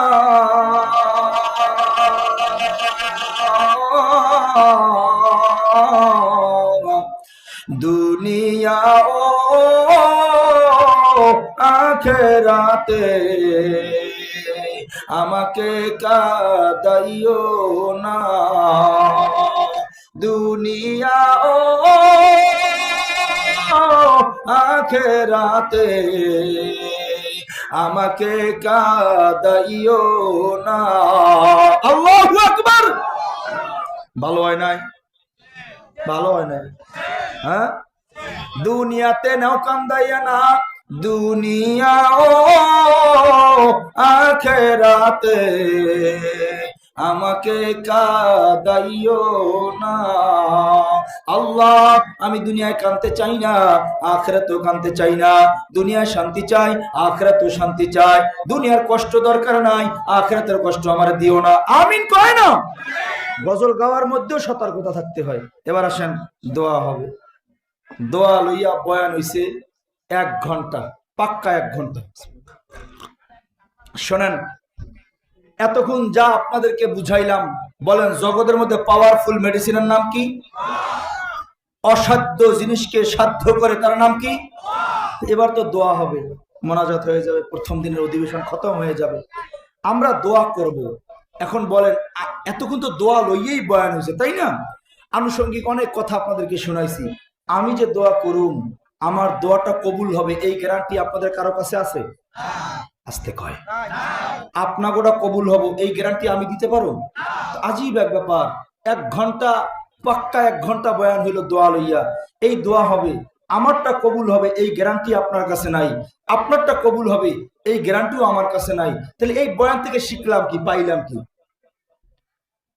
আল্লাহ হাবিবে কিবরিয়া সরকারে তো আলম নবী আরবি বলেন, দোয়া লইয়া বয়ান হইল, এবার দোয়া হবে, আমারটা কবুল হবে, গ্যারান্টি আপনাদের কাছে নাই। আপনাদেরটা কবুল হবে, আমার কাছে ওই গ্যারান্টি নাই। এবার নবী বলেন, আমি নবী একটা গ্যারান্টি দিয়ে যাই, জগতের মধ্যে কোন উম্মত যদি কষ্ট করে একটা ঠিকানা দেয়া যায়, ওই পর্যন্ত যাইবার পারো। তামাম দুনিয়ার কারো দোয়া যদি কবুল না হয়, আমি নবী গ্যারান্টি দিয়ে গেলাম, আমি নবী বইলা গেলাম, তোমার দোয়া আল্লাহ কবুল করবে। কারো দোয়া কবুল না হলেও তোমারটা কবুল হবে। হাবিবে কিবরিয়া সরকার বলেন, ঠিকানা দিয়া যায়, উম্মত বললে যাইও, আমি নবী গ্যারান্টি দিয়ে গেলাম, কারো দোয়া যদি কবুল না হয়, তোমারটা আল্লাহ কবুল করে নিবে। যদি পারো কষ্ট করে যাও। নবী ঠিকানা দিয়ে যায় কোন জায়গায়? সালাফিরের মাজারে। কথা কয় না? তালাফিরের মাজারে, সাধু পীরের মাজারে, আরো জোরে কোন ল্যাংডা পীরের মাজারে না। নবী কোন পীর বা কোন মাজারকে বলে না, নবী ঠিকানা দিয়া যায়, উম্মত কষ্ট করে সেই পর্যন্ত যাইও। 1 নম্বরে মা,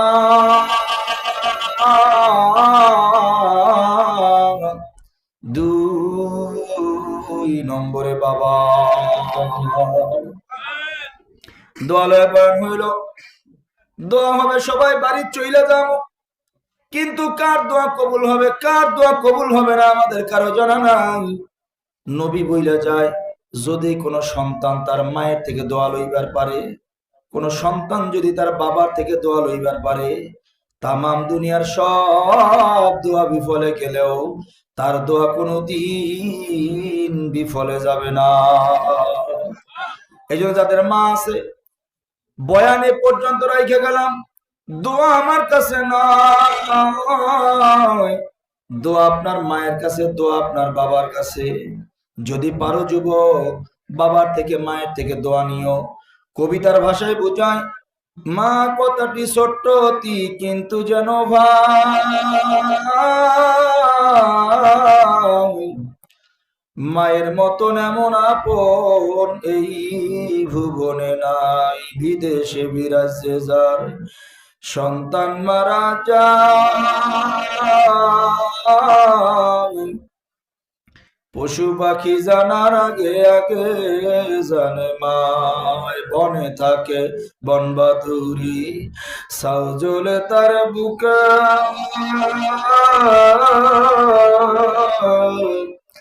তেমনি মায়ে সংসারে না পড়লে হাজার দুঃখে নিজে খায় না মা, নিজে খায় না মা। সায়ের খাওয়া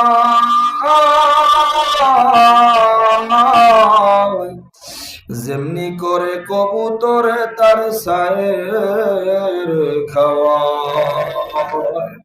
হে আমার যুবক ভাই, যাদের মা আছে বাবা আছে, বয়ানটা তোমার কাছে রাইখা গেলাম। দোয়া লইয়া লম্বা সময় আলোচনা হইল, তোমার মেধা কম, মা বাবার থেকে দোয়া নাও, দেখবা আল্লাহ মেধা বৃদ্ধি করে দিবে। তোমার চাকরি হয় না, মা বাবার থেকে দোয়া নাও, দেখবা আল্লাহ রহমতি ভাবে চাকরির বন্দোবস্ত করে দিবে। ব্যবসা দিয়েও লাভ হয় না, মা বাবার থেকে দোয়া নাও, দেখবা আল্লাহ বরকত দান করবে। এই জন্য কবি বলে, বিদেশে বিরাজ্যে যার সন্তান মারা যায়, পশু পাখি জানার আগে আগে জানে মা। বয়ান অনেক করছি কিন্তু হাকিকত বুঝি নাই। অনেকে মারে দুর্বল মনে করো, বাবারে দুর্বল মনে করো, মা বাবার মনে কষ্ট দাও, খবরদার তোমার পায়ে হাত দিয়ে বইলে গেলাম। যত ইবাদত বন্দিগি করো না কেন, মা বাবা যদি বেজার থাকে আল্লাহ তোমার ইবাদত কবুল করবে না। এরে যুবক ভাই, যাদের আব্বা আম্মা বাইসে আছে বয়ানটা শোনায় যায়। আমি মৌলভী ইউনূস আজ যত বয়ান করি, যত স্টেজে আলোচনা করি, এই চেয়ার আমার নয়, এটা আমার মা বাবার দোয়ার চেয়ার। জানো রে ভাই, একজন মায়ের কলিজার পাওয়ার কেমন। কত বয়ান করছি, হাকিকত বুঝি নাই। যখন নোয়াখালীতে বসে অ্যাক্সিডেন্ট করছিলাম, ওই দিন বুঝলাম মায়ের কলিজার পাওয়ার কেমন। যখন অ্যাক্সিডেন্টের পর আমাকে নিয়ে হসপিটাল থেকে রওনা করলো, হঠাৎ করে গভীর রাত, টুনটুন করে মোবাইলটা রিংটোন বাজতেছে। এত রাত্রে কে ফোন দিল?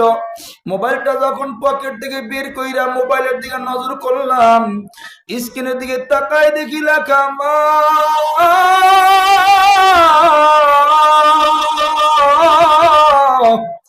রিসিভ করিয়া যখন কানে ঠেকাইলাম, মা আমার কেমন যেন গম্ভীর আওয়াজে কথা বলে। বলে, বাজান মনটা ভালো লাগে না, বলো বাবা তুমি কেমন আছো।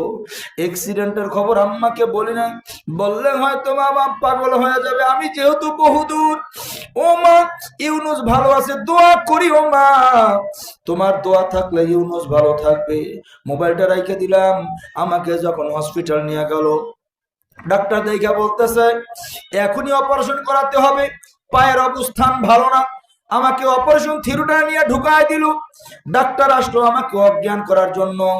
অজ্ঞান ডাক্তার আমার পাশে দাঁড়ানো, ইনজেকশন পুশ করবে। হঠাৎ করে দেখি আবার রিংটোনটা টুন টুন করে বাজতেছে। এত রাতে আবার কে ফোন দেয়? ডাক্তার বলতেছে হুজুর অপারেশন থিয়েটারে মোবাইল রাখা যাবে না। মোবাইলটা বের করে যখন স্ক্রিনের দিকে তাকাইলাম, তাকাই দেখি লেখা মা।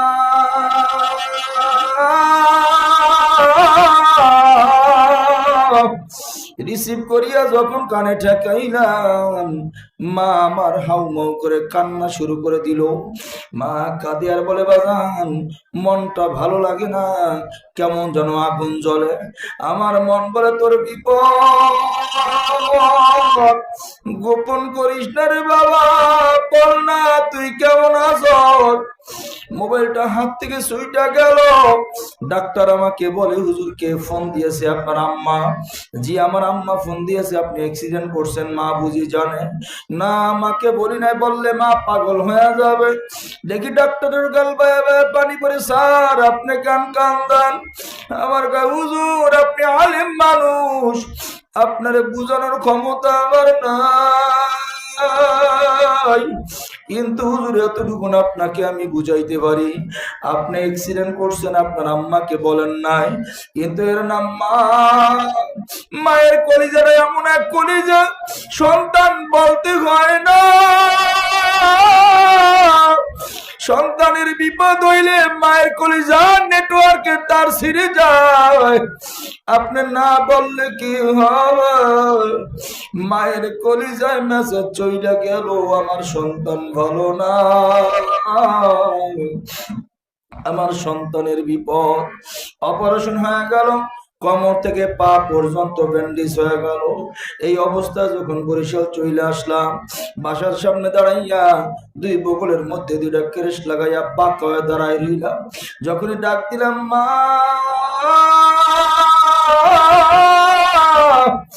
মা কয়া যখনই ডাক দিলাম, মা দরদি আমার দরওয়াজা খুলিয়া তাকায় দেখে আমি বাঁকা দাঁড়াই রয়েছি, আমার পায়ের মধ্যে ব্যান্ডেজ, কোমর থেকে পা পর্যন্ত ব্যান্ডেজ করা।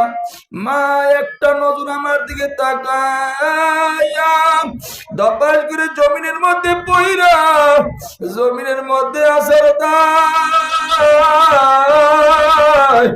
গলা কাটা মুরগির মতো মালা পায়লা পায় ডাকে আয় আয় আয়।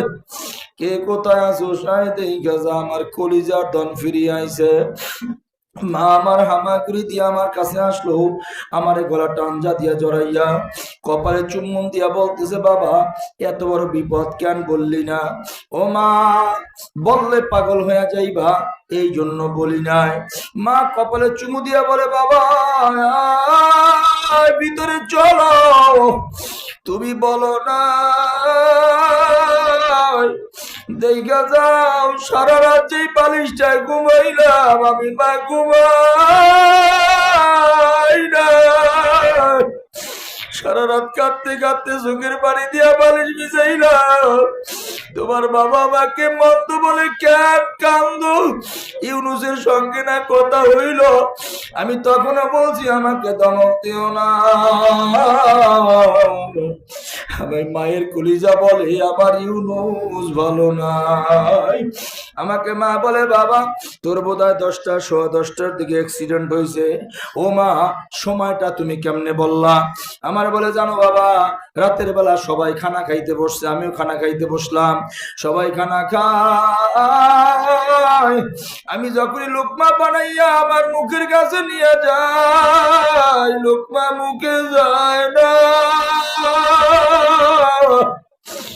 আমার হাত কাঁপে, শরীরটা এত দুর্বল, আমার লোকমাটা প্লেটে পইড়ে যায়, আমি আবার ধরি, কিন্তু মুখে দেওয়ার মতো শক্তি আবার নাই। তখনই বুঝতে পারলাইছি আমার জাদু মানে কলিজার ধন ইউনুস ভালো নাই। এতবার ফোন দিলাম, তুমি কিছু বললা না বাবা, কিন্তু আমি মায়ের কলিজায় মেসেজ এসে গেছে আমার সন্তান ভালো নাই। ওই দিন বুঝলাম বিদেশে বিরাজে যার সন্তান মারা যায়, পশু পাখি জানার আগে আগে জানে মা। এই জন্য দোয়া যদি নিতে হয় মায়ের থেকে নাও, দোয়া যদি নিতে হয় বাবার থেকে নাও। বনে থাকে বন বাদুরি, সাজলে তার বুকা, তেমনি মা সংসারে না পড়লে হাজার দুঃখে। জামালপুর মাহফিল করে যাই, কয়েক বছর আগের ঘটনা। যখন রেল স্টেশনে দাঁড়াইলাম একটু চা খাওয়ার জন্য, কেমন কোন কোন কোন কোন আওয়াজ, কান্নার আওয়াজ আসে। কে কাঁদে, কোথা থেকে আওয়াজ? রেল স্টেশনে ঢুকলাম, ঢুইকা তাকাই দেখি এক মা 3টা সন্তান লইয়া, একটা মাত্র কম্বল, এক অংশ সন্তানরে শোয়াইছে, আর এক অংশ সন্তানের গায়ে। মা খালি গায়ে ঘুমায়, শীতের মধ্যে মা কাঁপে আর কষ্টে কান্দায়, এর নাম জগতে মা।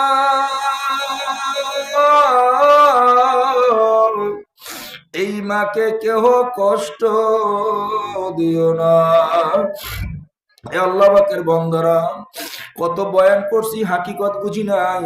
বনে থাকে বনবাদুরি, সাউজলে তার বুকে, তেমনি মা সংসারে না পড়লে হাজার দুঃখে। এবার অনেক করছি, হাকিকত বুঝি নাই। কিন্তু যখন 2 সন্তানের পর আল্লাহ আমাকে 3য় সন্তান দিল, বাবা 3য় সন্তানটা যখন দুনিয়াতে আসবে, ডাক্তার পরীক্ষা নিরীক্ষা করে বলল, হুজুর অবস্থা ভালো না, সন্তানের মাথা উপরে পা নিচের দিকে, হুজুর অপারেশন করাতে হবে। অপারেশন না করিয়া কোনো উপায় নাই। ওলামায়ে কেরামদেরকে নিয়ে বসলাম, এবার তো ডাক্তার অপারেশনের পরামর্শ দেয়, কি করব? ওলামায়ে কেরাম বলল, হুজুর এই অবস্থায় অপারেশন করালে গুনাহ হবে না, আপনি অপারেশনের জন্য রাজি হয়ে যান। রাজি হয়ে গেলাম, ডাক্তারের কাছে গেলাম। ডাক্তার আমার হাতে একটা কাগজ ধরাই দিল। ডাক্তার সাহেব, এই কাগজটা কিসের জন্য? হুজুর সিদ্ধান্ত নিতে বড় দেরি হয়ে গেল, হুজুর হায়াত মওতের মালিক আল্লাহ। কিন্তু আমাদের ডাক্তারি সায়েন্স মতে আমরা দেখতেছি 2 জনের একজনকে বাঁচানো যায়। মায়ের অবস্থান ভালো না, যদি আমরা ওকে অজ্ঞান করি, জ্ঞান নাও ফিরতে পারে। এই জন্য আপনি আমাদেরকে একটা বংশই দিয়ে দেন, আমরা দুইজন আর একজনকে বাঁচানোর চেষ্টা করব। এবার আপনি সন্তান চান না মা চান, লেখা দেন। কি লিখবো?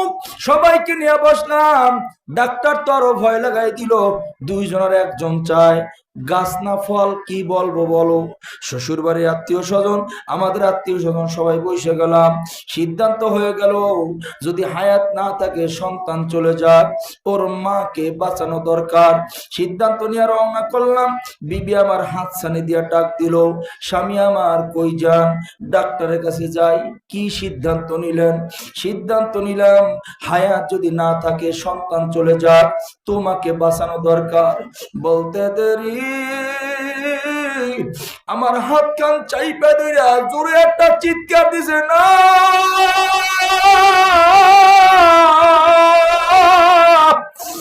জগতের সব সিদ্ধান্ত নেওয়া যায়, আমার সন্তানের বিরুদ্ধে কোনো সিদ্ধান্ত নিবেন না। স্বামী আপনার হাতে ধরি, আপনার পায়ে পড়ি, আমাকে নিয়ে ডাক্তারের কাছে চলেন। আমি পর্দার আড়াল থেকে ডাক্তারের সাথে কথা বলবো, আমি নিজে লেখা দিয়া যাবো, আমার জীবন লাগবো না, আমার জীবনের জন্য কেউ দায়ী না, আমার সন্তানটা যেন দুনিয়াতে বাইজা থাকে। পাগলামি করো কেন? আমাকে বলে আপনি তো জানেন না 10 মাসও আমার গর্ভে বইসা আমাকে নিয়ে কত দুষ্টমি করলো, আমি আপনারে বুঝাইতে পারবো না, আপনি মা নয়। চিন্তা করলাম মালিক এখনো চেহারাও দেখে নাই, মাত্র গর্ভে, এর মধ্যে এত মায়া ভুলতে পারে না। চলেন আমি নিজে স্বাক্ষর করবো। পাগলামি বাড়তেছে, আমি নিজেই স্বাক্ষর করে দিলাম, যাও আল্লাহর উপরে হাওলা, আল্লাহ যা ভালো চান তাই যেন করে দেন। এবার রওনা করব। আমাকে আবার ডাক দিল, আমার কাছে আসেন।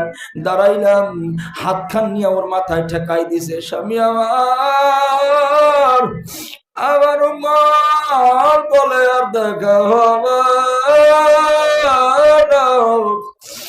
চাবিটা ধরেন, চাবিটা নিয়ে যান, আর আপনার সাথে আমার মোলাকাত হবে না। হাতটা মাথায় ঠেকে বলে আমার মাথায় হাত দিয়ে টোয়াদা দেন।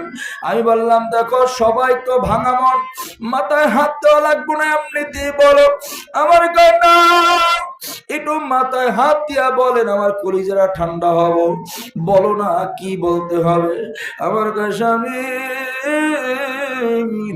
আমারও মন বলে আমি বাঁচবো না, তবে হ্যাঁ আপনার বয়স কম, আমি মইরা গেলে আপনি বিবাহ করবেন। আমার মাথায় হাত দিয়া শুধু এতটুকু ওয়াদা দেন, ও স্বামী আমার, আপনি বিবাহ করলে আপনার বিবি হবে, আমার সন্তানের কিন্তু মা হবে না। আমার সন্তানগুলো যখন তিল তিল করে বড় হবে, ওরা যখন স্বপ্নের দিকে তাকায় ডাক দিবে উমা, দেখবো ওদের মা বলে আদর করে এই জগতে আর কেউ নাই। পিছনের দিকে তাকায় ডাক দিবে মা, দেখবে মা বলে কোলে নেওয়ার মতো কেউ নাই। আমার মাথায় হাত দিয়ে শুধু ওয়াদা দেন, আপনার মধ্যে মা, আপনার মধ্যে বাবা খুশ করবে। আমার সন্তানদেরকে আঘাত দিবেন না, ওদের সাথে কখনো রাগ করবেন না, ওদেরকে কখনো একটা ধমক পর্যন্ত দিবেন না। নজর করে তাকায় চিন্তা করলাম মালিক যেও স্বীকার করে আর দেখা হবে না, নিজের জন্য একটা কথাও নয়, আমার সন্তান, আমার সন্তান। এই কথা বইলা 2 সন্তানকে টান দিয়ে আমার হাতের মধ্যে ধরাই দিছে, দিয়া কয় স্বামী আমার, দুনিয়ার জমিনে এই আমানত আমি আপনার হাতে রাইখা দিলাম, ওদেরকে যদি কষ্ট দেন কিয়ামতের ময়দানে আমি আল্লাহর কাছে আপনার বিরুদ্ধে মামলা দেব। তাকাই রইলাম মালিক, এই বুঝি মা আমার কিছু বলে না, শুধু বিদায়ের সময় বললো আমার শুধু মাফ করে দিয়েন, আর আমার সন্তানের দিকে খেয়াল রাখেন।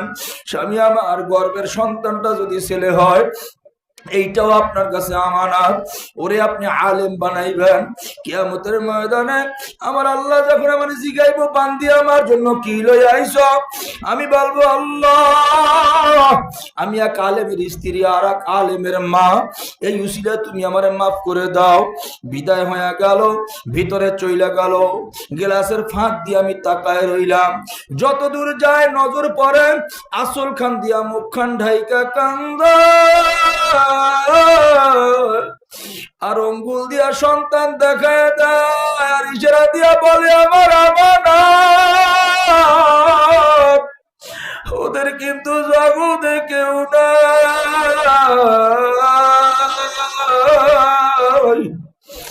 ওই দিন বুঝলাম মায়ের কলিজায় সন্তানের মহব্বত কত।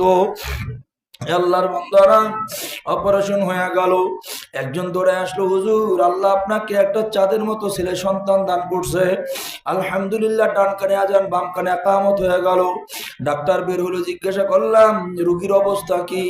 ডাক্তার মুখ মলিন করে চেহারা ঘুরাইছে, মাথা নাড়া দিয়ে বললো শুধু দোয়া করেন। চইলে গেল সব পাগলের মতো সবাই কান্দে, ওর মা পাগল হয়ে যাইতেছে, বাবা বেহুশ হয়ে যায়, সবাই কান্নায় ভাইয়া বলল। সবাইকে বললাম এইভাবে তোমরা কেউ কাইন্দো না। সারা বাংলাদেশের মধ্যে দোয়ার ফজিলত লইয়া এত বয়ান করলাম। দোয়া পাওয়ারফুল মেডিসিনের নাম, অসাধ্য জিনিসকে সাধ্য করে দেয়, তার নাম দোয়া। আজকে দেখতে চাই এই দোয়ার পাওয়ার কত দূর। সবাই নামাজের মুসল্লা বিছাও, নামাজের মুসল্লায় বসে আল্লাহর কাছে কান্দো। আল্লাহ যদি চায় মরারে জীবিত বানায় দিতে পারে। সবাই কান্নাকাটি করে। রাত্র পার হয়ে গেল, জ্ঞান ফিরে না, সকাল হয়ে গেল, জ্ঞান আসে না, দুপুর হইয়া যায়, সবাই দইরা নিছে, আর জ্ঞান আসবে না। সবাই পাগল পাড়া হয়ে গেল, কাঁদতে কাঁদতে অস্থির। দুপুর করে বিকাল হয়ে গেল, এখনো জ্ঞান আসে না। 2:30টার পরে এক লোক দৌড়ায় আসছে, হুজুর আপনার বিবির জ্ঞান ফিরছে, আপনারে দেখতে চাই। সবাই পাগল হয়ে গেল, দৌড়ায় গেলাম। যখনই তার কাছে গিয়ে দাঁড়াইলাম, আমার দিকে তাকাইলো, দেখি দুই চোখ বেয়ে ঝর্ণার মতো পানি ভরে। আমার হাত কান ধইরেই জিগায়, আমার সন্তান গুলো কই?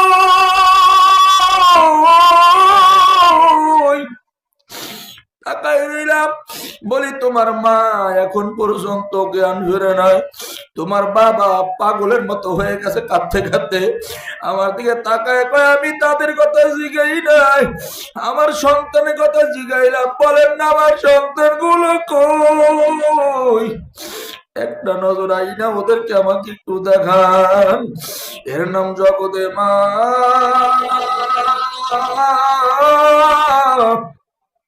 এই জন্য যাদের মা আছে পায়ে হাত দিয়ে বইলা গেলাম, মায়ের খেদমত করো, মায়ের থেকে দোয়া নাও। দোয়া লইয়া বয়ান হইল, এই দোয়া আমার কাছে নয়, এই দোয়া ওই মায়ের কাছে, এই দোয়া বাবার কাছে। যাদের আব্বা নাই আম্মা নাই, দোয়া করব আল্লাহ প্রত্যেকের আব্বা আম্মার কবরের আযাবকে মাফ করে দেন। আর যাদের আব্বা আম্মা আছে, খেদমত করিও, বাবারে পাগল বইল না, বুড়া বইল না, এ বোকা আমার আব্বা বোঝে না কিছু বইল না। এ বাবা, তোমার বাবা যদি বোকাও হয়, ওই বোকার দোয়া তোমার কাজে লাগবো। তোমার বাবা যদি পাগলও হয়, ওই পাগলের দোয়া তোমার কাজে লাগবো। তোমার বাবা কিছু বোঝে না, ওই লোকটার দোয়াই তোমার কাজে লাগবো, আমার দোয়া কাজে লাগবো না। এই জন্য বাবারে বোকা মনে কইরো না, দুর্বল মনে কইরো না। অনেক সন্তানরা বাবাকে অনেক ভাষায় বকাঝকা করে, কইরো না। আয় যুবক, এখানে ওর তোর পা দে, তোর পা দুইটা জড়াই ধইরা বইলা যায়। দোয়া যদি নিতে চাও, আব্বা আম্মার খেদমত কইরা নাও, দোয়া চাওয়া লাগবো না। আব্বা আম্মা যদি তোমার জন্য দোয়া করে, তোমার ঘরের দরওয়াজা ভাইয়া দোয়া তোমার ঘরের মধ্যে ঢুকবে। দোয়া চাওয়ার জন্য কোথাও তোমার যাওয়া লাগবে না। এই জন্য তোমাদের কাছে হাত পা ধরে বারবার বলি, কেন জানো? আমি এই জন্য বলি, আজ বাবা হারাইলা, দোয়ার পাত্র আমার নাই। তোমরা বাবারে বাবা বইলা ডাকো, আমি আমার বাবারে বন্ধু বইলা ডাকতাম। কারণ দেখছি বাবার থেকে ভালো বন্ধু এই জগতে মেলে না। এই জন্য বাবারে বন্ধু বানাও, বাবারে কাছে টানো, বাবারে মহব্বত করো। যুবক বারবার বললাম কেন জানো? কারণ এই দোয়া বাবার কাছে বাবারে মহব্বত করে বুকে জড়ায় এলো। জানো এত মহব্বত এত সম্পর্ক ছিল। বাবার দোয়া কি হয়? বাবা তো প্যারালাইসিস স্ট্রোকের রোগী ছিল, হাত দিয়ে ধরতে পারতো না। কোনো মাহফিলে রওনা করতাম, বাবা রওনা হইতেছি মাহফিলে, আমারে ডাকতো কাছে আসো, দুর্বল হাত কাঁপতে কাঁপতে মাথার উপরে দিয়ে বলতো যাও, দোয়া করে দিলাম এই দেহে আল্লাহ কোনো বিপদ দিবে না। দোয়া দিয়ে রওনা করলাম, চইলা গেলাম। পথিমধ্যে ডাকাতরা পড়লো, আগের গাড়িও ডাকাতি করলো, আমার পেছনের গাড়িও ডাকাতি করলো। মাঝখানে আমার সালাম দিয়ে ছাইরা দিল। ড্রাইভার আমারে দেখে বলে, হুজুর আমার মাথায় ধরে না, আগের গাড়িও ডাকাতি করে পিছনের গাড়িও ডাকাতি করে, আপনি তো বক্তা মানুষ, হাতে টাকা আছে এটা তোরা বোঝে, তারপরও সালাম দিয়ে ছাইরা দেয়, কারণ কি? আমি কই তুই বুঝবি না। ওই যে বাবা মাথায় হাত দিয়া বইলে দিছে, যাও বাবা দোয়া করে দিলাম দুনিয়ার কোনো বিপদ তোমার গায়ে লাগবে না। এইটা আমি ইউনুসের জন্য নয়, বাবার হাত মাথায় লাগছে, দোয়ার কারণে আল্লাহ কবুল করছে। আজ দুর্বল মন চলাফেরা করি, ওই বাবার দোয়া নিয়ে চলতে পারি না। জানো বাবা, জানো ভাই, বাবা কেমন ছিল? 2টা বাদলি ফোন দিত, বাবা খানা খাইছিস কিনা? 5টা বাদলি ফোন দিত, নাস্তা করছিস কিনা? 12টা বাদলি ফোন দিত, ঘুমাইতো না, তোমার শরীরটা কেমন? খবর না নিয়ে একদিনও ঘুমাইতো না। যদি বলতাম আজকের কিন্তু বরিশাল ফিরবো, রাত্রে ঘুমায় না। কত রাত দিয়ে দেখলাম সিগারেটের গুড়ায় শীতে ঠুকঠুক করে, চাবি নিয়ে বইসা রয়েছে চেয়ারের মধ্যে। আব্বু এত কষ্ট করে বইসা রইলা কেন? জানো না সন্তান হয়েছে এখনো কি বুঝো না? তোমার চেহারাটা দেখার জন্য আবেগে বইসা রয়েছে, ঘুমাই নাই। আইসা কষ্ট না পাবে জন্য চাবি নিয়ে বইসা রইলাম।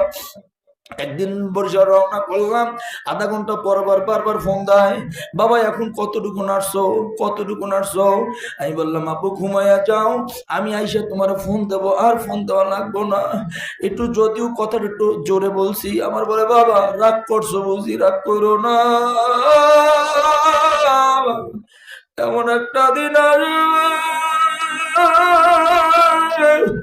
মোবাইলের দিকে তাকাইয়া থাকবার কাঁদবা, তোমার আব্বু বইলে আর কেউ ফোন দিও না। 2টা জায়গা 4টা বাজলে এখন আর আবার কেউ জিগায় না বাবা খানা খাইছিস কিনা। বিকালে কেউ আবার জিগায় না নাস্তা করছনি। 12টার পর কেউ আমার শরীরের খবর লয় না।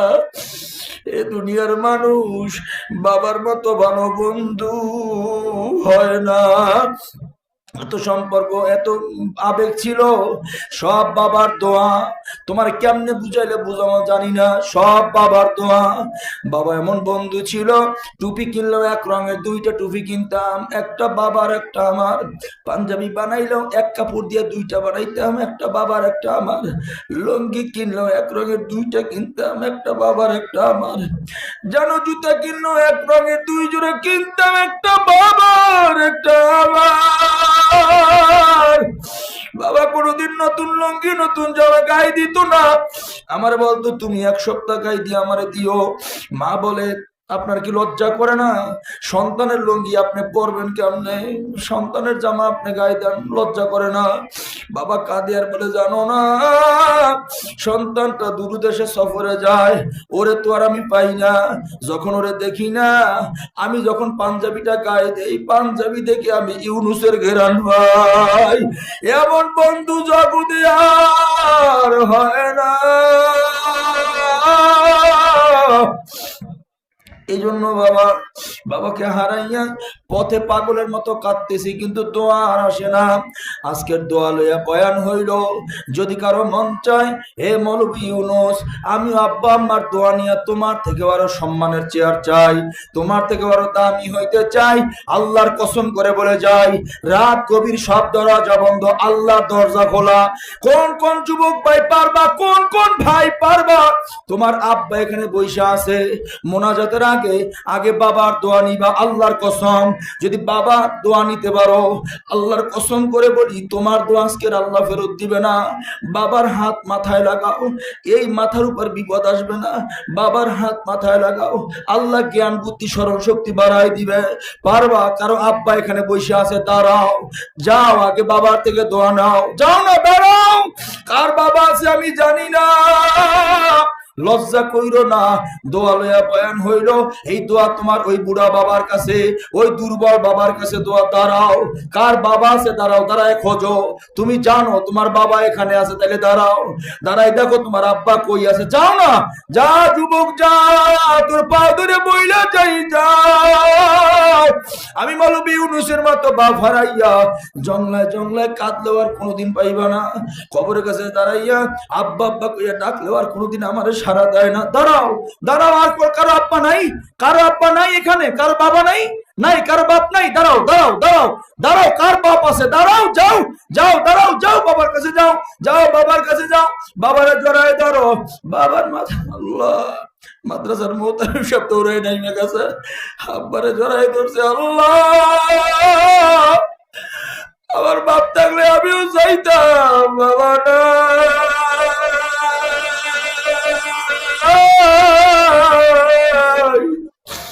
আমার মতো যাদের বাবা নাই, আল্লাহ সবার আপনি মাফ করে দিও। আল্লাহ, বাবা সন্তানের বুকে জড়ায় কান্দে। আল্লাহ, তোমার কি মায়া লাগে না? তাকাই দেখো রে মালিক। এ বাবা, তোর পা ধরছি, মোহতামিম সাহেব তার বাপরে ধরছে আর বসে তাই কোনা দেখো, ওই বাবা সন্তানের বুকে জড়ায় কান্দে। পারলে ওরকম দোয়া লাও, যাও, যাও বাবার কাছে যাও, ওঠো, ওঠো, কপাল খুলবে, তোমার কপাল খুলবে।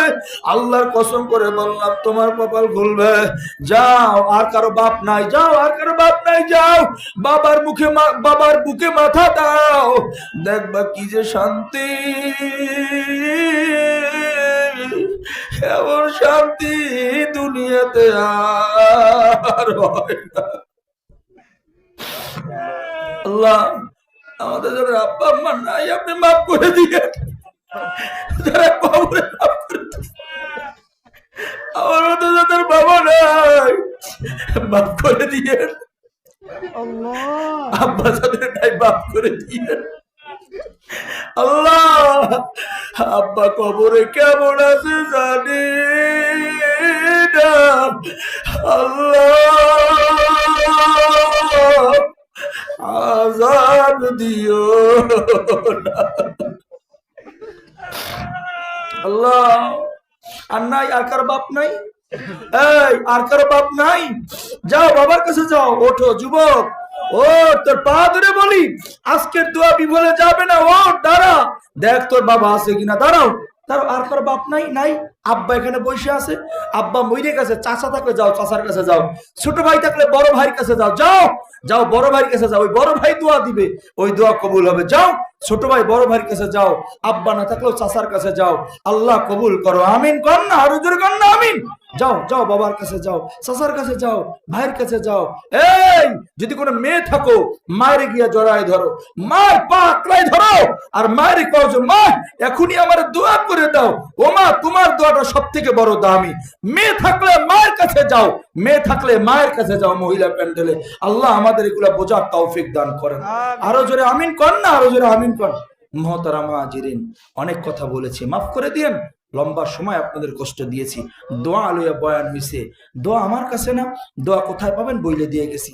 পারলে কষ্ট করে সেখানে যাইয়েন, সেখান থেকে দোয়া লইয়েন। আল্লাহর কসম, যদি নিতেই পারেন দোয়া, এই দোয়া বিফলে যাবে না। আল্লাহ কবুল করেন, আমিন কর না। বিদায় নিচ্ছি আপনাদের থেকে। বিদায় লগ্নে আপনাদেরকে জানতে চাই, আমার মতো বাপ হারাইছেন কে? কেটে হাত তোলেন তো। আব্বা নাই, দিয়ে তিম সব। আল্লাহ, কত তিম হাত পারাইলো, বাবা নাই।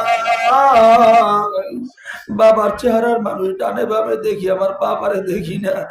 আল্লাহ, যাদের বাবা নাই, হাত বাড়াইছে চোখে পানি, সবার আপনার কবর আজাব মাফ করে দিও। এই মুহূর্তে কবরটা জান্নাতের বাগান বানায় দিও। আমিন কয়ে হাত নামান। আমার তো মা আছে, এই মা নাই কার? কার হাত তোলেন। মা, মা,